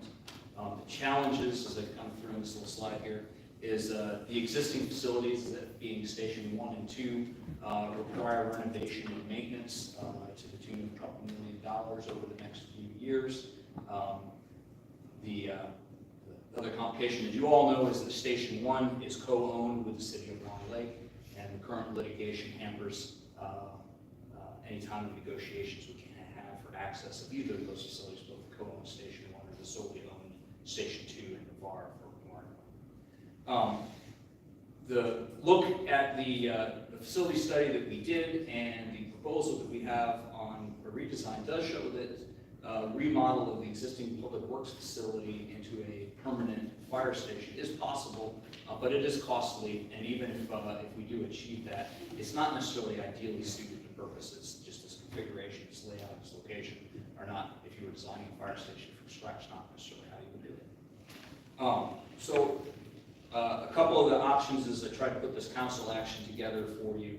One option would be to approve the proposal that we received from the architect for the permanent design of a permanent facility utilizing the existing public works facility. But the other option that I would like the council to consider is that we take a more incremental and phased approach and engage the architecture firm to help us with perhaps some temporary facility needs that would help tide us over until we could get full access to our existing facilities and get those fully remodeled and up and running. And just to summarize, I threw on the slide here from the council action, just to refresh everybody. When we went out and we did facilities bonding, we bonded, of that bonding that we did, $3 million was identified for fire facilities. When we did and then below that in the chart here, when we currently look at, when I combine the design fees with the facilities estimate, which is very much just an estimate, the remodel of that existing public works facility is somewhere in the neighborhood of $3.5 million all in. And again, that's just very preliminary numbers. Also from the fire needs assessment, when we did take a look at Station 1 and 2, you can see the numbers there. I think Station 2 has about $338,000 of needs. That includes new roofing, some new mechanicals, and some other things. Those aren't immediate needs, but those are needs in the next, say, 5 or so years. Station 1, being a larger facility overall, has some larger needs, which we were estimating at about $1.1 million and some change. And those, I should caveat that in Station 1, those needs were overall for the entire station. So depending on how negotiations might go, we might be able to ask our friends in Long Lake to pay for half of that, since half the building is theirs, but maybe we won't. And the other bit of money that we had in there from our appraisal of the facility, if we were to reach an agreement with Long Lake on buying their 50% of the building out, that came out to $750,000. I know that's would still need to be negotiated, but that's from the appraisal of roughly what we thought it would be. All of those monies, which, at the staff level, as the chief and the finance director and I were looking at these things, those are things that would come out of that $3 million. So I guess the quandary is, if we did the full remodel of the new public works facility, we don't have any funds currently identified to use to do any upgrades to the other facilities. And then I just wanted, again, just as just to capture a few things out of that facility study from last year. Just, again, it is feasible. You can see a little bit of layout, top left corner of how you might lay out the existing public works facility with fire apparatus, and then as well as just some pictorial examples of what that kind of looks like inside the building. The other thing that did come up subsequent to the layout is that when the architect put this feasibility study together, one thing that we didn't account for at that point in the cost was any additional structural upgrades. The proposal that we have from the architect for design does include a little extra money than we would have expected for structural review and structural design.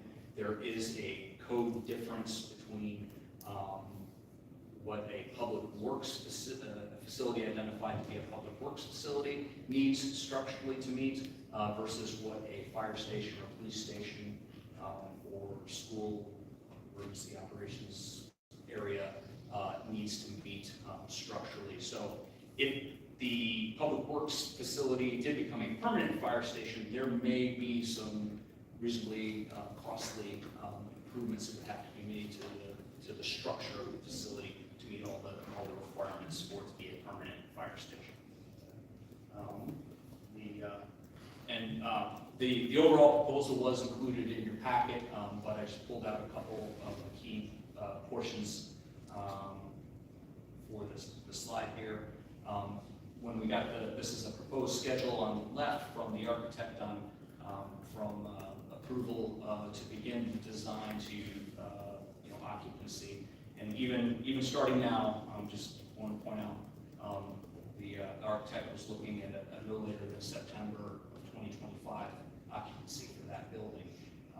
There's some things we can do in construction and design to crunch that schedule a little bit, but it's still a reasonably lengthy process even just to remodel the building. The other thing we asked for in the fee quotation, asked them to break it down into phases. You can see on the right side the costs associated there. The architect is proposing an overall fee of $295,000. However, in discussions and in the way that the proposal is done, it can be done in a phased approach. And that's actually what I would recommend is that we do engage the architect, come back with a contract for you specifying these things, but that we would do some kind of preliminary design first to inform the rest of the design, in particular looking at what are our options for the use of the facility as a temporary fire station. So, yeah, that was me droning on for a while. Subject to questions, that's how far we got. Questions for Adam? I have some, Adam. Sure. If you don't mind. So you propose this to be a temporary fire station, correct? I propose we look at it for use as a temporary solution, yes. What would it be used as after the fire station? What I would like to see it used as for after the fire station is I think that facility has excellent potential to be a recreation facility for the Parks and Rec Department. I believe that in that capacity, one, there's grants, there's other monies out there that we could go after to retrofit that building for that future purpose. It also offers us an opportunity to partner with community ed, the school, and others on building an amenity that could benefit the needed neighborhood in the city. Do you think down the road that second use could possibly contribute to paying off or kind of, So some of the things that we would want to look at if we did this incremental design, there are many things that regardless of the end use of that building that need to happen. An example would be is the roofing. The roofing needs to be replaced in the not too distant future. Some of the council members who've been on the council for a while may remember that prior to us building a new public works facility, that was a reoccurring item on our capital improvement plan was the re-roofing of that facility. So if we did the design as efficiently as possible, we could look for things like the roofing. Doesn't matter what we use it for in the future. Either way, it has to be addressed. There are some of the interior mechanicals in the facility, air handling, air conditioning, heating, things like that that need to be fixed either way. There are some slight differences, not slight, there are some differences in how some of that air handling works depending on the purpose, because if it's a maintenance facility, being able to address removing exhaust and those kind of things is different than if it's just used for occupancy as a rec center. But yes, there are some things that we can do that we would need to do either way. All right. My second question, I guess, is to confirm that I'm assuming this has been looked into, but a temporary building would not negatively impact public safety in any way? That's what we would want to engage on, is to make sure that we have a facility that can house those pieces of equipment and provide a place for our firefighters to store their equipment, suit up, do some of their training. I don't think in the short term that's impacted. I think in the long term, my opinion and getting feedback from the chief is, we need to look at those existing bespoke fire stations and what have you for the long term, but I think for the short term it should work. Sorry, my last question, I'm assuming due to litigation ongoing that we can't talk about the possibility of sharing a station or doing something else temporary instead of a building? I think we're going to get some guidance as a group in our closed session a little bit about what we can and can't, or should and shouldn't talk about while we're under current litigation. I guess my hope in general is that we can re-engage with our neighbors overall on this entire issue, whether that be through mediation or other means, barring attorney advice, and keep this thing I going. guess I'm just asking, does the timeline matter? If we approve it now and let's say litigation miraculously wraps up next week, right, sort of making a wish, would we be on the hook for something, or can we say, you know what, no, greener pastures prevailed, we could go with this option? I think, there are, if you look at the timelines that we're talking about for design, if we're doing concept and 30% design as the program says there, we're looking at September deliverables. Anywhere along there, we can off-ramp or readjust our design and move a different direction. Is that? Yes. Yeah, I have a couple.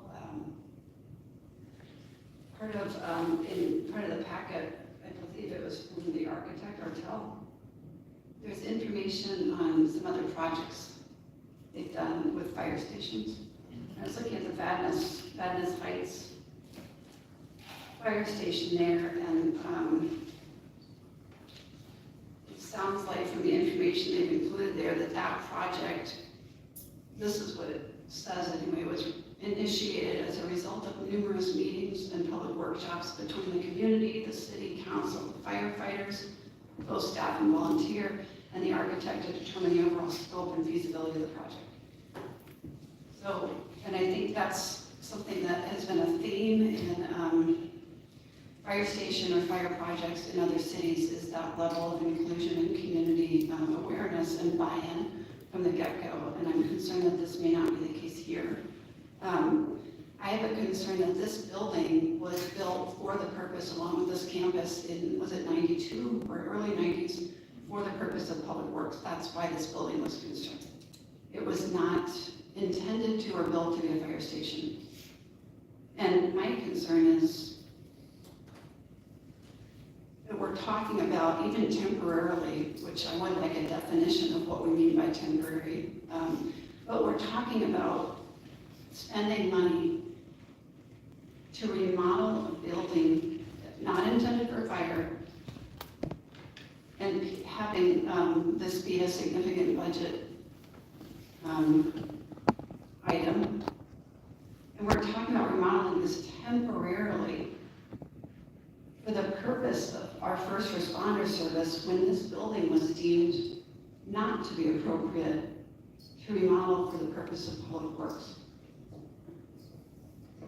And I say that because I think it's significant if we as a city value fire service and first responder service and public safety above, it's one of the top concerns, I guess I'd say, as a city council, that we're debating remodeling something that we didn't want to remodel or expand for public works, and we're considering spending money for that temporarily even, for arguably one of the most important services we provide to our residents. So that's one of my concerns. Another one that's not, I don't think been addressed is Kelly Parkway, Orono, or Old Crystal Bay, and the school system. And just in the summertime, at 12 o'clock, which I happen to be at the district office today across the street, just looking at the traffic patterns on Old Crystal Bay, Kelly Parkway, the district office, you got cars coming at each other. And I know during the school year, Old Crystal Bay is nearly gridlocked, oftentimes from Wayzata Boulevard all the way up to the middle school.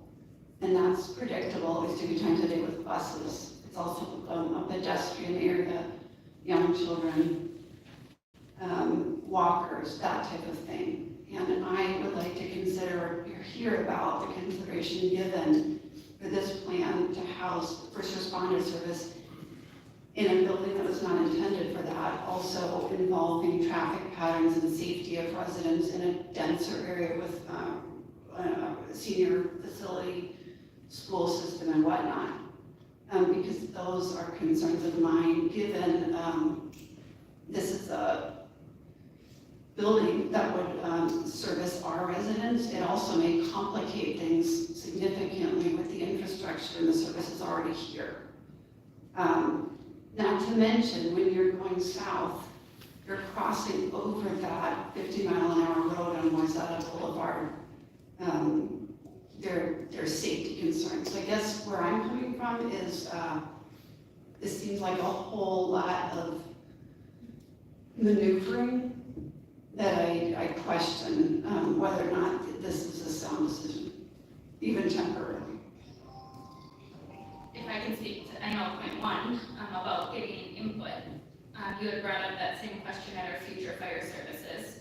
And the police, the state marshal, I believe, you posed that question to him on his work with making changes to fire departments and what kind of input from outside sources that they received. And do you remember what he said?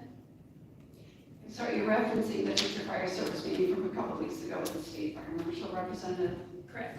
Yeah, I was talking at the time, if I think what I'm hearing you say is getting outside consultation, is that what you're talking about? Just getting feedback. Engaging the community, I think is what I talked about. And whether or not the fire marshal's office had any guidance or thoughts on that I believe is what you're talking about. Yeah, do you remember what he said? I don't wanna. No, you go ahead and share. Yeah, I believe he said that wasn't the practice. That I think that they leaned on city administration in the past and the fire department, which I think has been for a fire chief with Chief James. I'm sorry. Oh, one person? I'm sorry, I don't know if I cut you off or something. It was one No. person talking. No, you didn't come in. Oh, sorry, I was, but I was just wondering, in experience, and when we sat with a whole room full of people that have done certain things, I think they said that this was quite standard, way to do it, from what I recall, so I wanted to, yeah, okay.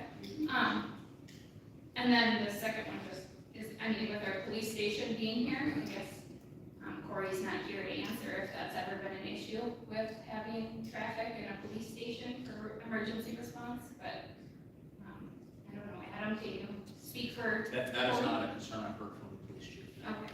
And the public works facility was never an option to remodel because we needed more space. It wasn't a remodeling issue. It was an expansion. We needed to expand, and that was half the size of what we needed today. So remodeling that was not an option because it was not big, not because we did not want it. It's not that it wasn't good enough for public works. Right. But now we're gonna put our firefighters in there. That was a space issue of the size, so. Right, yeah, no, I hear you. I think the issue is what I know, and having looked into the construction or the location of fire station, is that location is very, very important, as are any other sorts of traffic patterns or concerns. And I am expressing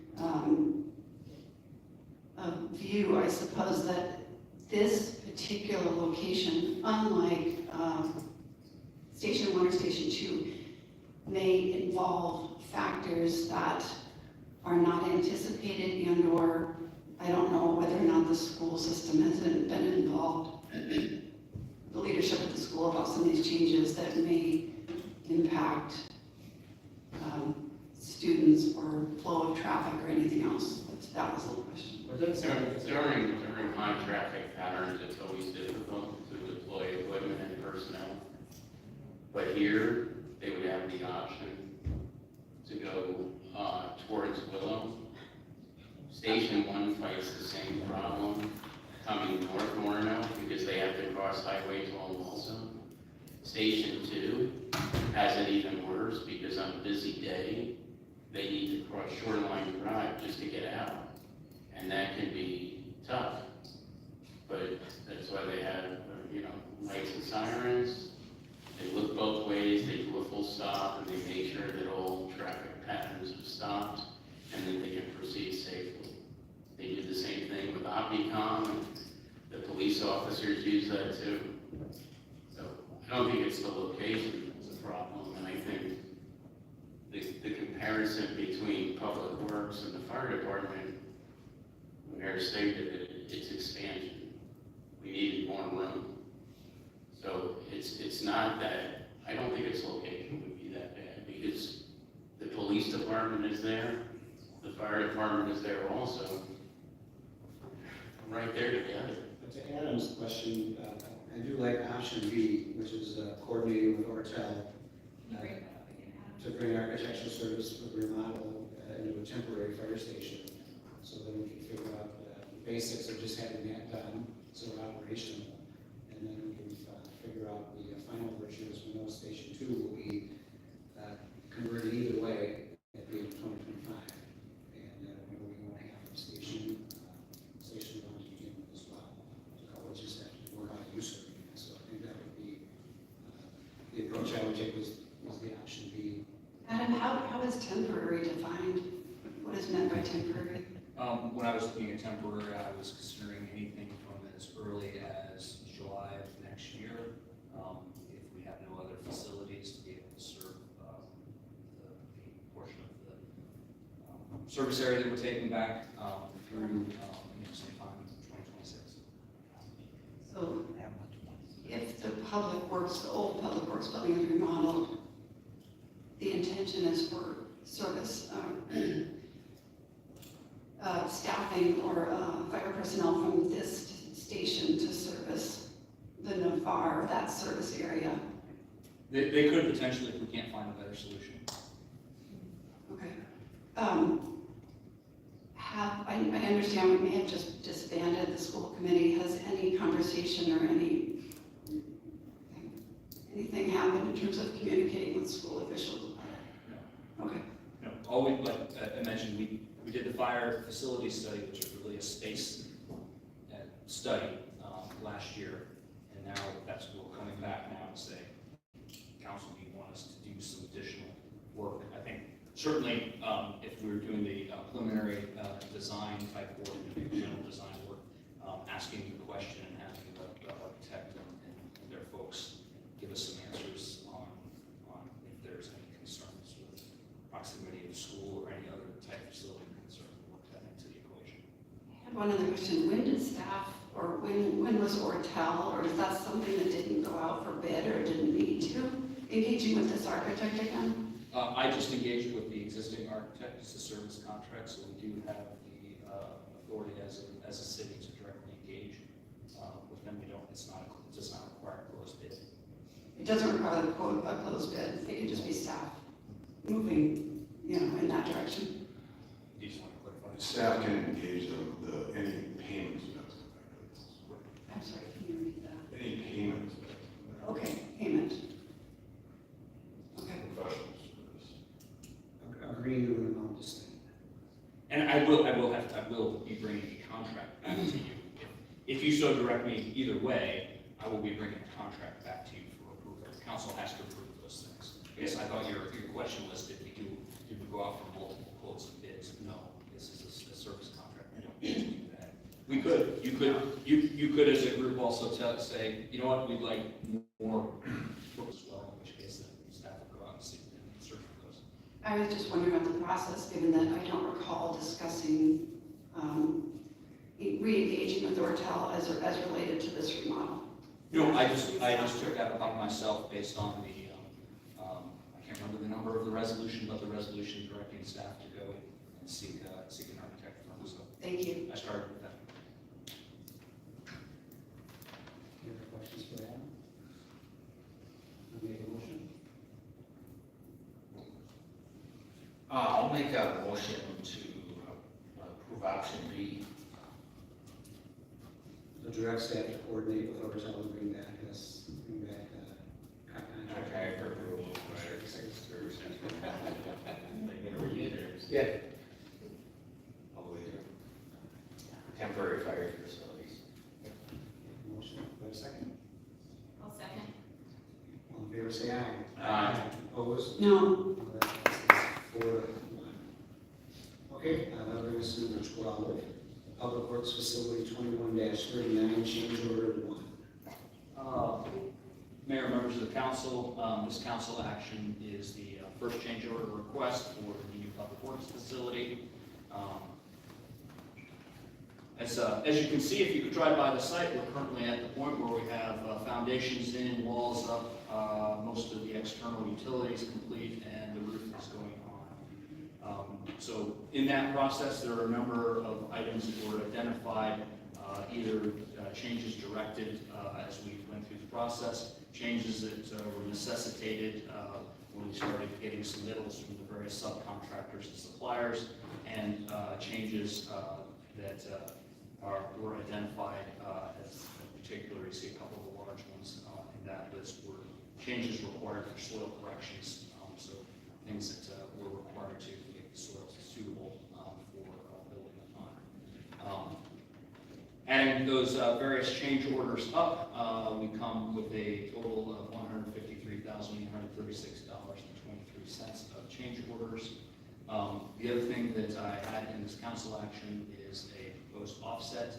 What I would like to do is remove the backup generator from the existing contract. It has a contract list price of $499,000. Our credit would not be $490,000, it would be something less than that, but more than sufficient to cover this change order, and we can expect a few more change orders once we get into the interior mechanical portions of the building, which is pretty standard. One of the reasons that I'm recommending removal of the generator, in addition to being able to cover the cost, is that between design and bid for this project, CenterPoint Energy has changed their fee schedules and policies, and so we would have been looking at bringing another change order to the council in the tune of $50,000, just in install changes for CenterPoint, and then their fee schedule with ready-to-serve fees. That doesn't include any actual natural gas feeding the generator, in the area of $15,000 per year. So by eliminating the natural gas generator that was in the design and looking at potentially replacing it with a diesel generator after the building is constructed, we can realize some fairly significant cost savings. The other thing that we learned from the architect and the electrical engineer is that we would, if we do the generator after the fact, after the building is built, we can use historic loads on the building. If you add the generator while you're designing the building, you have to use design loads. Those are often significantly different. The historical loads are normally much less than the design loads, which will allow us to have a smaller generator, which in turn is less expensive. So as far as funding, the change order again is $153,000, but with the proposed offsets, if approved at the same time, there should be no change to the original contract sum of $16,067,000. Staff is recommending approval of the change order and removal of the generator from the contract. I'll make a motion to approve change order number 1. I'd like to comment if that's okay. Sure. I just want to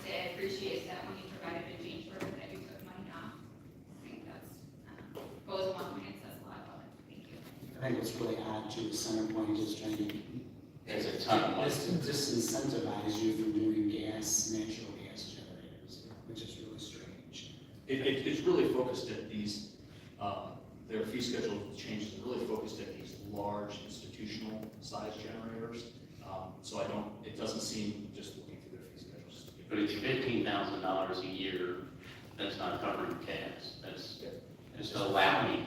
Yep, because what they're trying to do, just to, be fair to them, is when you have a generator of this size for a facility of this size, they have to upsize the infrastructure so that they can potentially feed that generator the volumes of natural gas that it would draw if it was at full capacity. So obviously they look to pass those fees on to their customers. So that's part of what this change was. And I like your explanation on the load thing. And there's don't quote me, there's a threshold Good. where if you're the smaller threshold of generator, it's much less, the fees are much less. We are well into that next.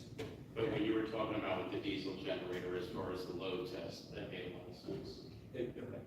And diesel doesn't obviously do any load to the gas, that's just on-site storage.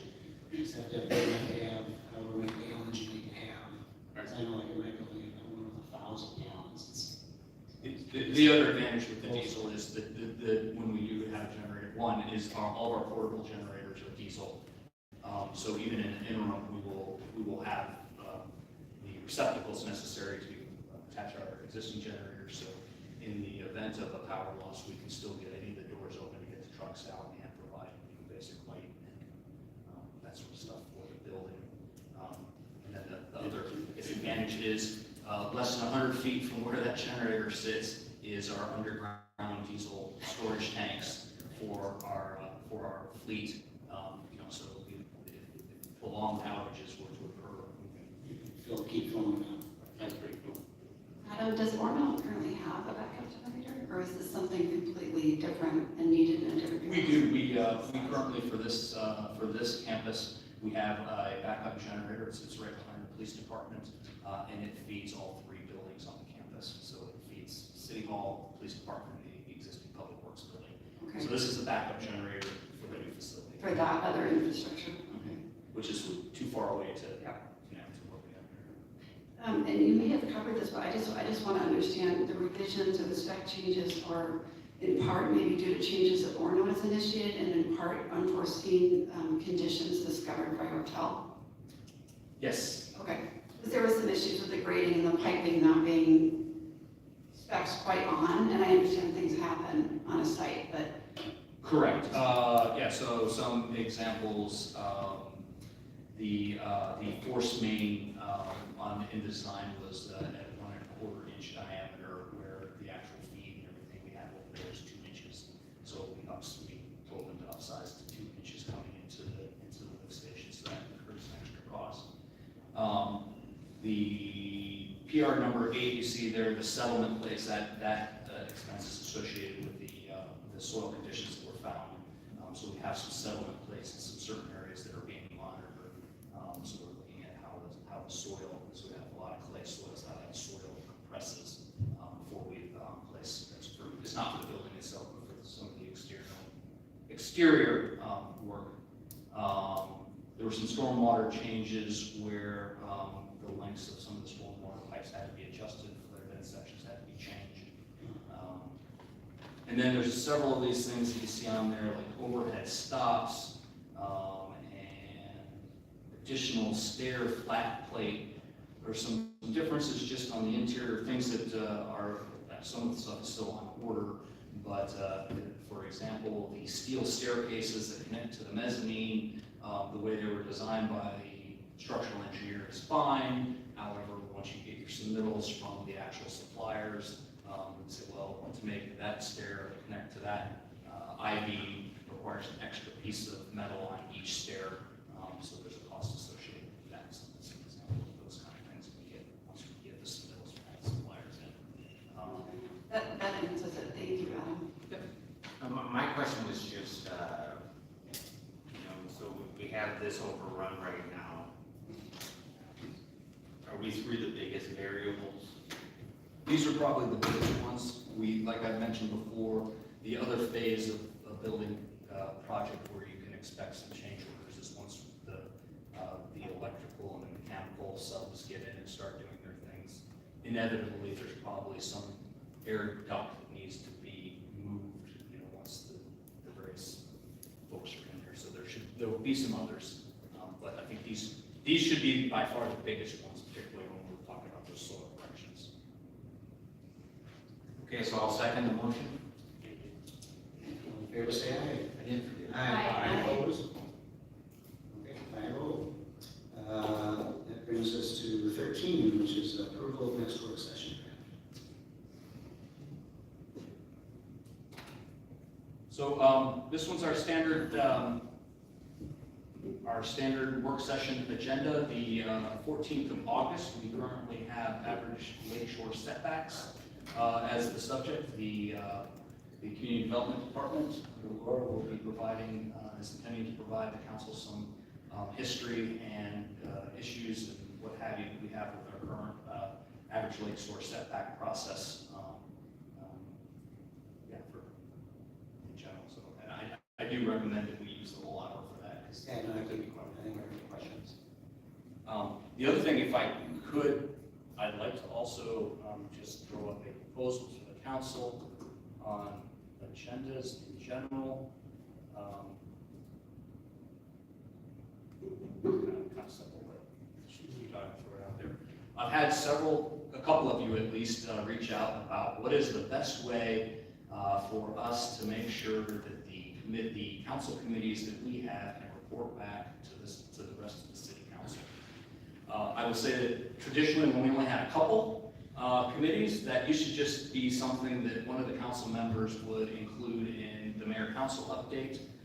It is not unusual. In fact, our Parks Commission already has this as a standard part of their agenda to have a council committee or a committee's report section on the agenda.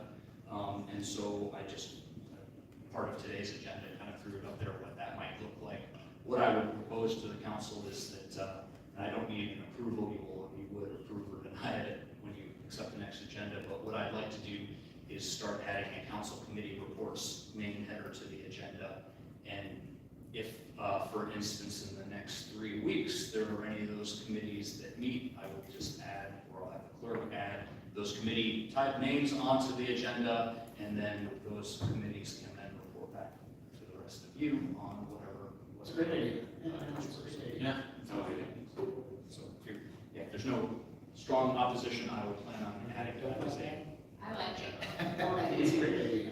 I think it's a good idea, because I think with all the committee work, we're not in every place all at once, and in the absence of those shareouts, we're really not all on the same page. Is there any set schedule for committees? I know some committees or commissions meet on a regular basis. For the ones that are not, we don't have a schedule. Most all of your committees are ad hoc. Oh. I don't know if you really want to call them committees, but you do have representatives on the Fire Advisory Committee, which is a long leg thing for the fire department, and the police, police commission, which is run by the police chief and also includes our services cities. So those are fairly standard in that they occur about once a quarter, once every other month, depending on the other committees that you have are kind of ad hoc. Some of them, you mentioned the school liaison committee. That one hasn't met since I think 2017 when we were redesigning Old Crystal Bay Road. The budget committee, which is another one, just met on Friday. So they kind of vary. And some of them kind of meet on cycles depending on what's going on. Yeah, no, I think it's a great idea. So are you proposing, just to be clear, that anytime even ad hoc committees are meeting, you're going to put it on the next agenda for a share out during a certain portion of the meeting? Whatever. Yep. Right, that's. Did you say city engineer? No, I'm sorry, I'll put it back up there. Where? I would. Oh, I see. I would propose adding something called the council committee reports.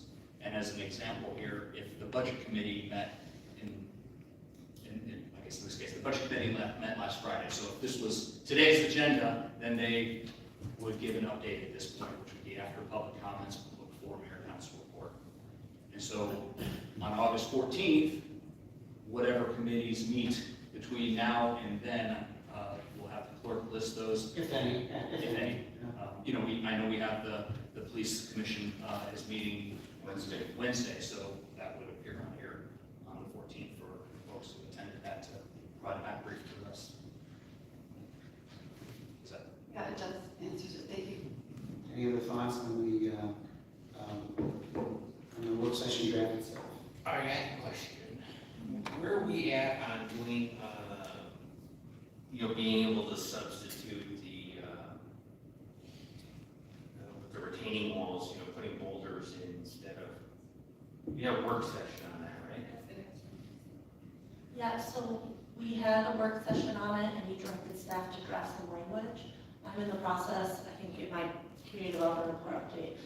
I kind of noted it without calling out, but I'm in the process of updating and working through some proposed language. When I have something consistent, I'll be working with Soren, and then we'll start the public hearing process to bring it through the planning commission. Yep. And then within that, were we putting screenage? Yeah, that was one of the things that was discussed, about a condition when the walls trigger a conditional use permit.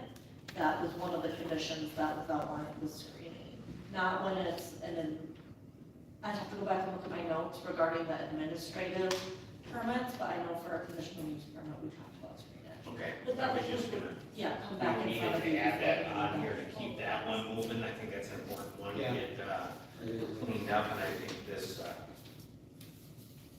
number 10 today was an example. We gotta keep that moving. Adam, I have a question. What is the nature of the work session?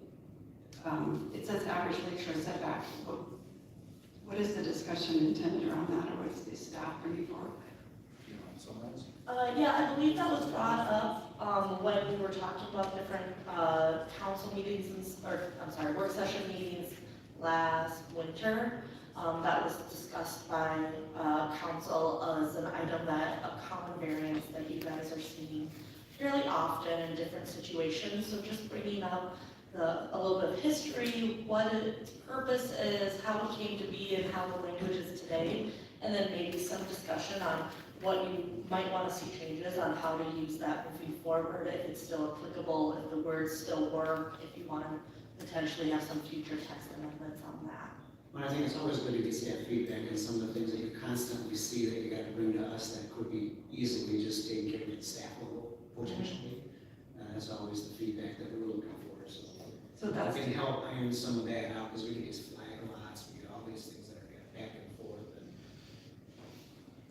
And so to answer your question, the purpose of the work session is a little bit of education for the council on history and what it is and how it works, but also, over the years, we've heard concerns or issues with how average lakeshore setbacks are applied here in the city, so that's also an opportunity for any feedback that you all have on how that process works, and if there are any changes we need to make, similar to the retaining wall thing that the board is currently working on. We brought that to the council for discussion. I one time we changed something on the average lakeshore setback, where we had a person that their average lakeshore setback went through their house. So I said, you can't have, your sight line can't be through the house, right? So sometimes we don't know there's a problem, with a really weird, unusual situation, because with the lakeshore, that rounds, meanders all over the place, it causes consternation at times, and if there's things that we can solve, and sometimes maybe there isn't, but sometimes there's possibilities. We have to try and get that process as streamlined as possible, so that it doesn't have to come through with variances if it's not absolutely necessary. And Laura, do you think we could get an update on ADUs? On how many have been applied Yeah. for and how many we've done. Yeah. Yeah, I can pull those numbers and see. We've had a few. It hasn't been, I would say, overwhelming, but, yeah, I can pull those numbers for your next meeting and have them, or even, Or you put it in can a Friday update. Yeah, Or something, sure, yeah. Any other questions, or does anybody make a motion on that, or no? Do we need? Just a motion to Yeah, to accept it. set the schedule. I'll make a motion for approval. I'll second. Okay, all in favor, say aye. Aye. Note that passes 5-0. Okay, we're gonna take a 10-minute bathroom break. We'll come back, 10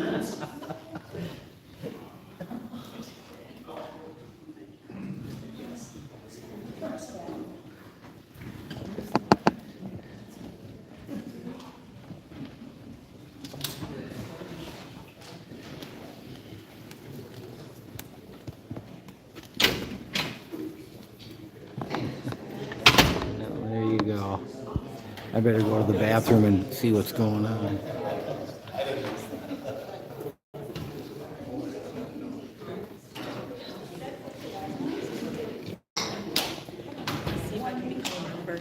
What's that? Got a crowd right here, watch this one.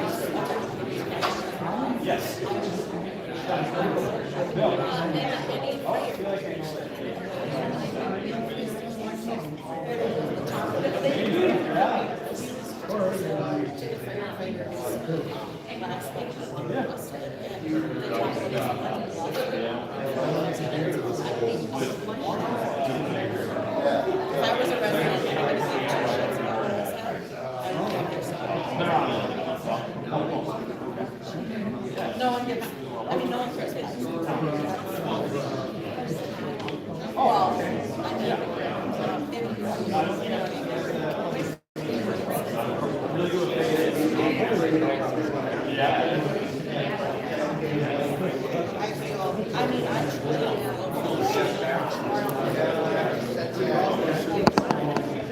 Yeah, he very much likes to do the hunting.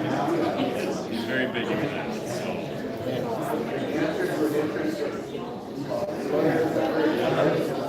Oh, yes.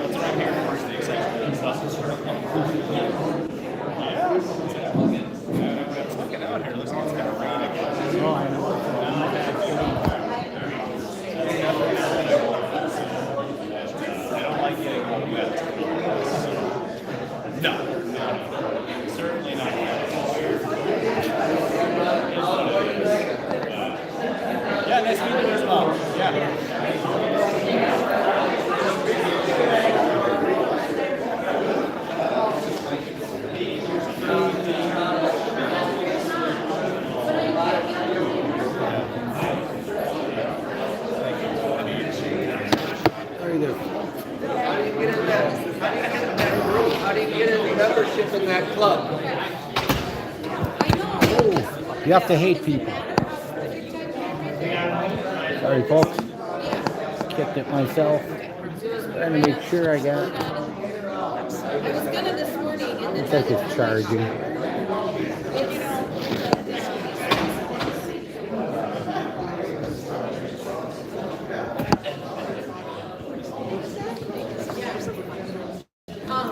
I didn't shower.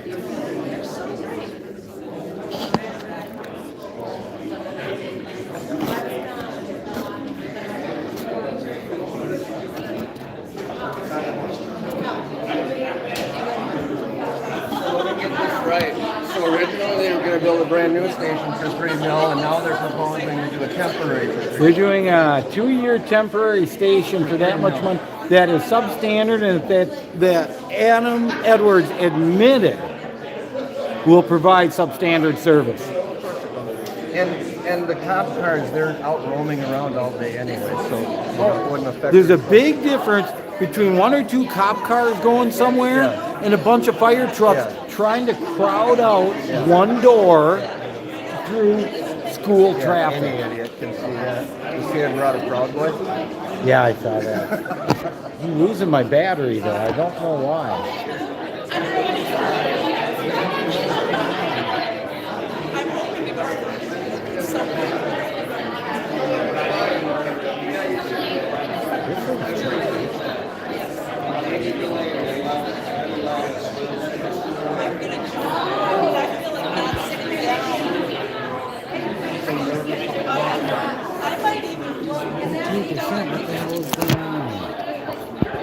There we go. Now we're charging. And I get my charger plugged all the way in. There he is. There's the weasel. Proud Boy himself. Wearing the Proud Boy shirt tonight. It's got that rich and he went running out. I don't know, he's upset about something.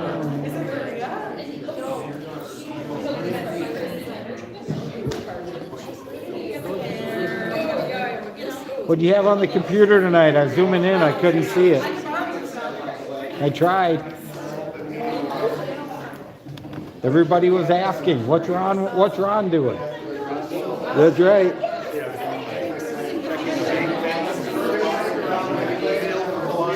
There you go. That's what we're trying to figure out.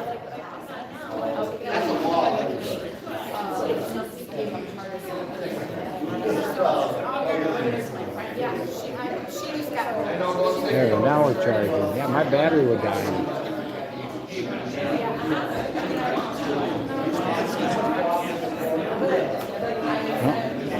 There's what you call a bad lawyer, Soren-matic. Someone who doesn't think conflict of interest exists. And Robert's rules of order are irrelevant.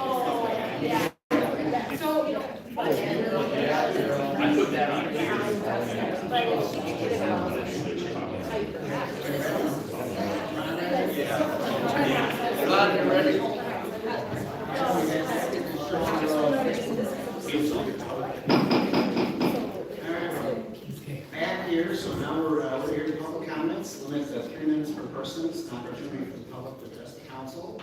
Council will not engage in discussion or take action on items presented at this time.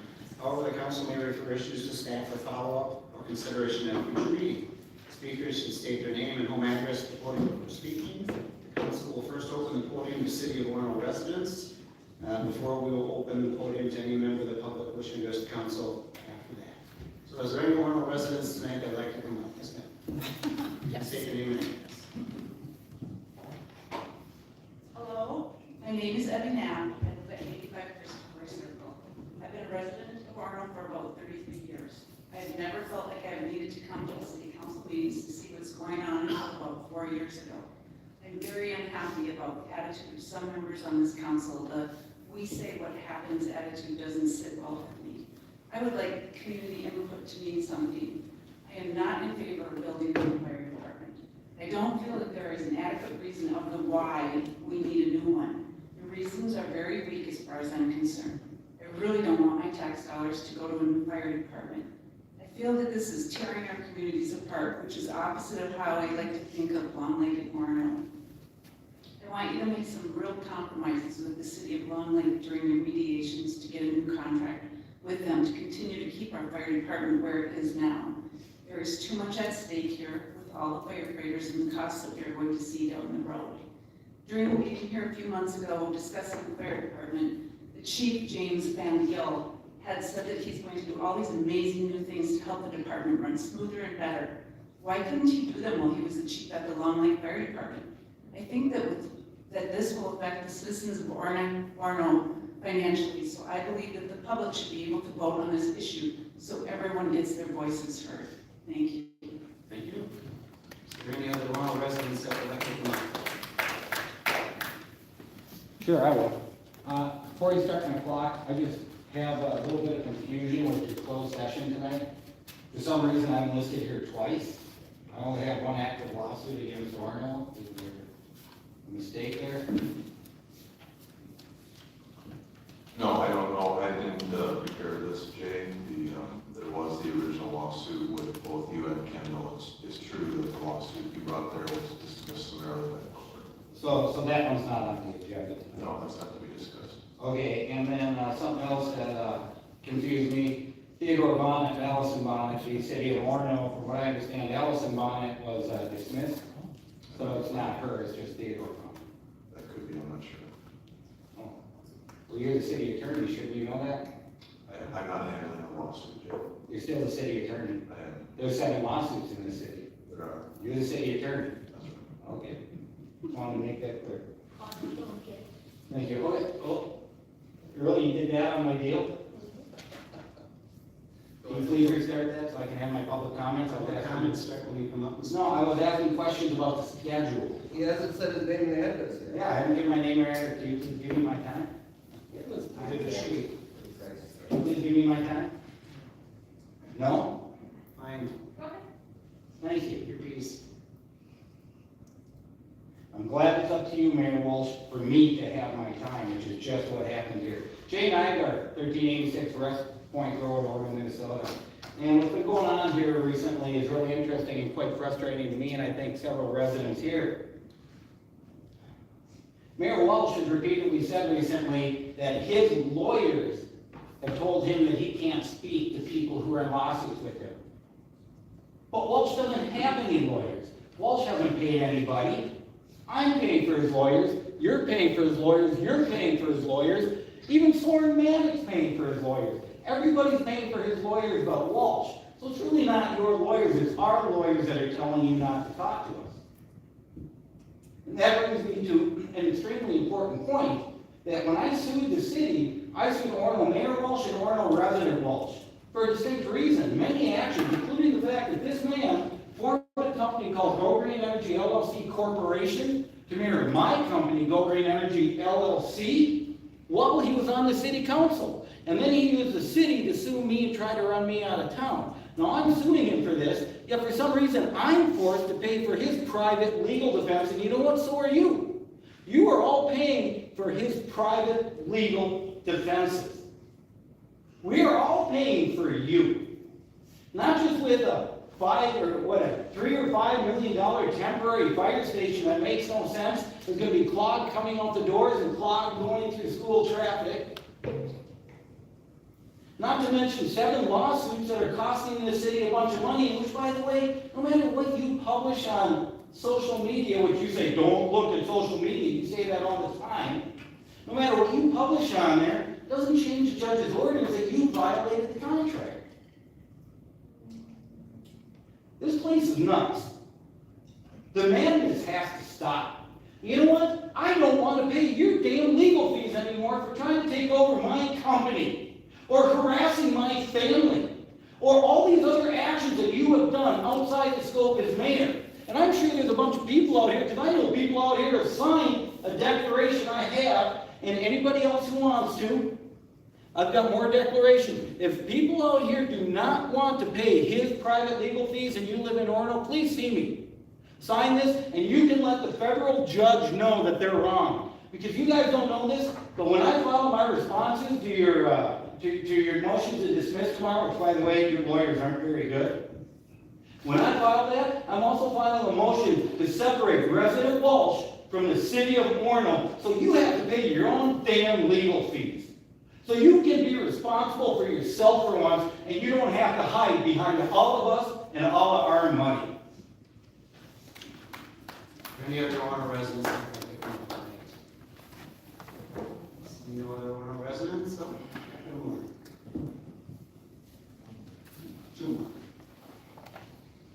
Nancy Branningham, 3185 County Road 6, and I would just like to add my assent to what Mrs. Knapp said. I appreciate her bringing up once again your failure to take proper input from citizens on this fire department, and I just want to support what she said.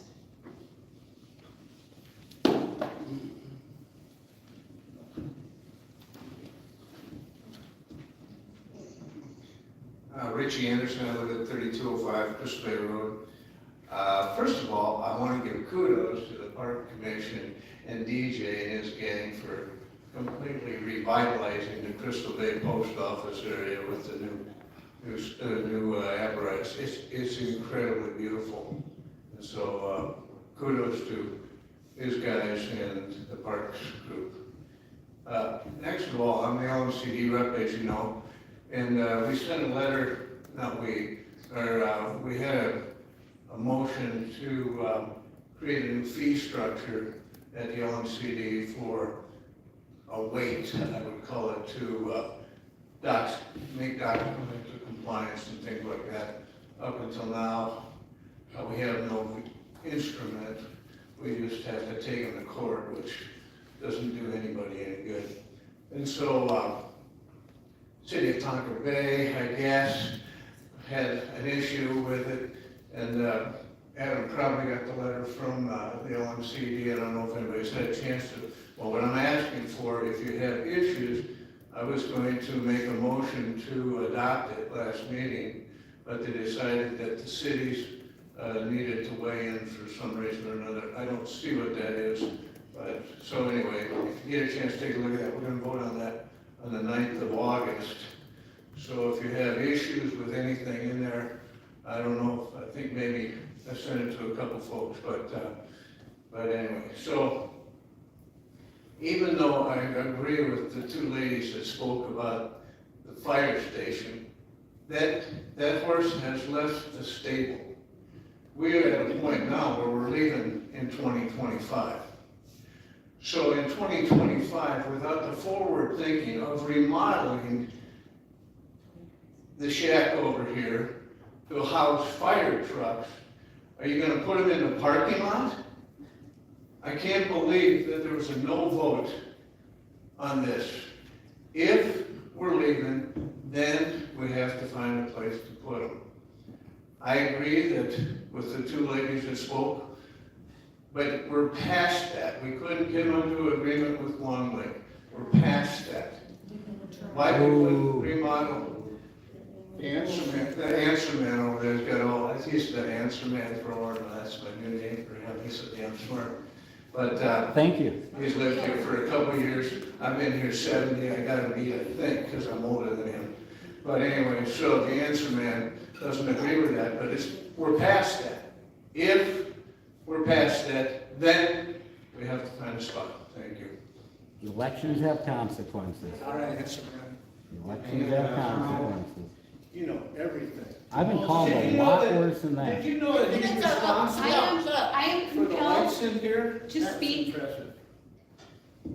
because I actually am an Orono resident and I have concerns about the fire department issue, which I have raised in the past. My name is Helen Landgraver.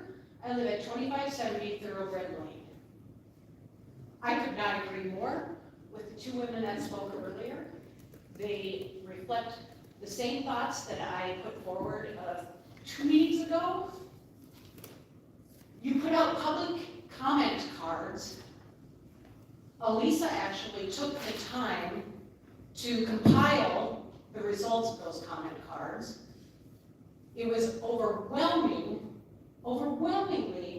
in favor of not having a fire department, a separate fire department. Now, that has been completely dismissed. You are presenting it, as propaganda, which I would like to understand how you identify that as propaganda. And now our taxes are raised 20.7% in 1 year. In this meeting, I hear that there is now the thought that we will dump $3.5 million more into a temporary fire station. That is completely unacceptable to me as an Orono resident. I asked in the last meeting that I spoke, and this does not come easily for me. I do not revel in this sort of attention, but I asked specifically, provide some compelling reason why we need a separate fire department.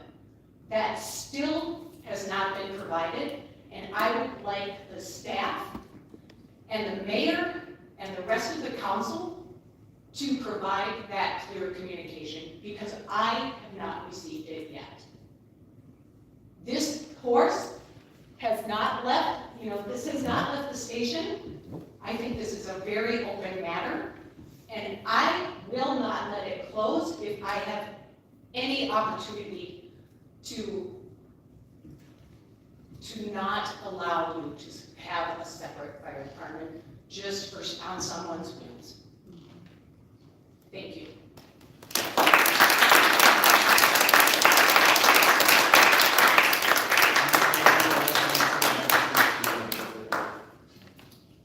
Any other Orono residents? Okay, and we'll open it up to the non-Orono residents. Anybody else not from Orono like to come up?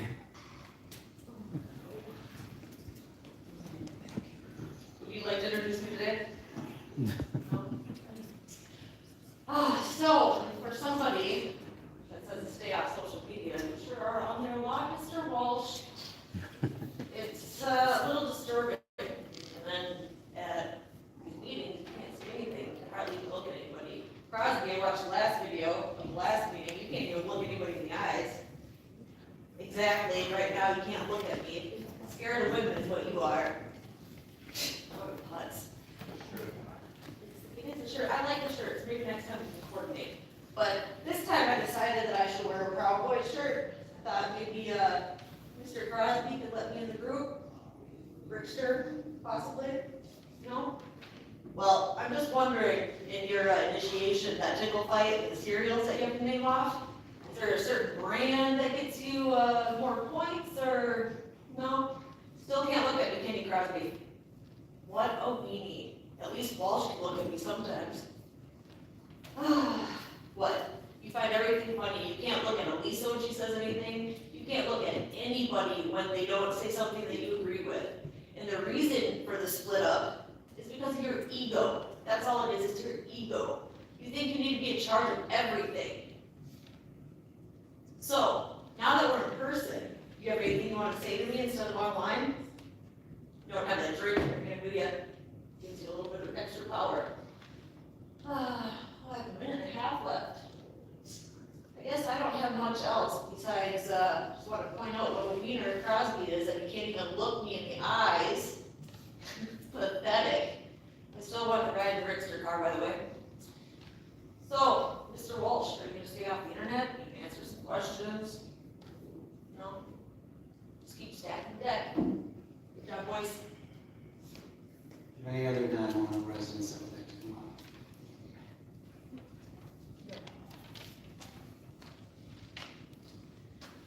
Hi, my name is Kelly Grady. I'm a Longview resident. I live at 271 Maple Lane. I just wanted to call and talk a little bit about the fire department, as I have several times before, and some of the things that I've heard from this council and things that I've seen at mayor meetings and so forth.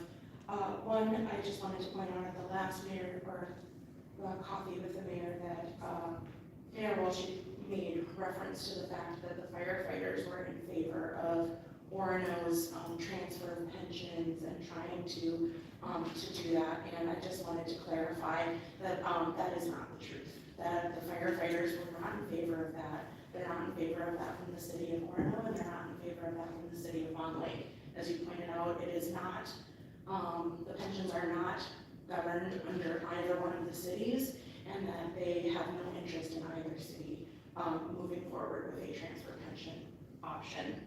Additionally, at the last meeting I was at, Rich made a comment about the firefighters and always allowing them to come up and speak and being given the opportunity to do that. And I know for a fact that they were denied the opportunity to do that at the June 12th council meeting.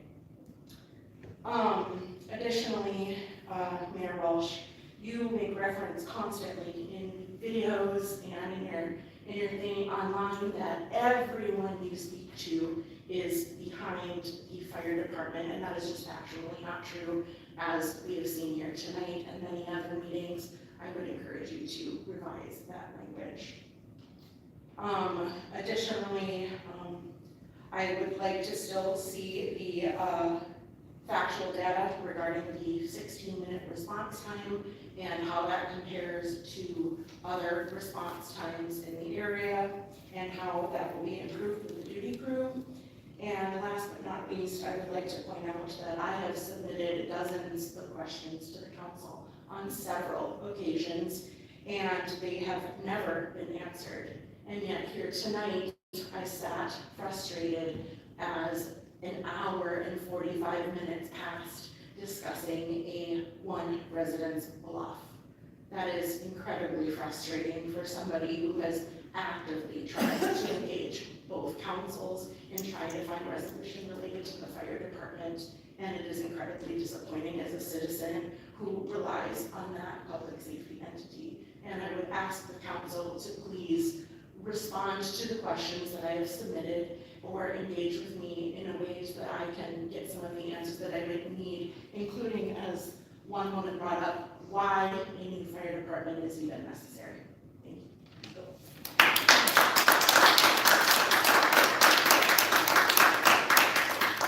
Anybody else?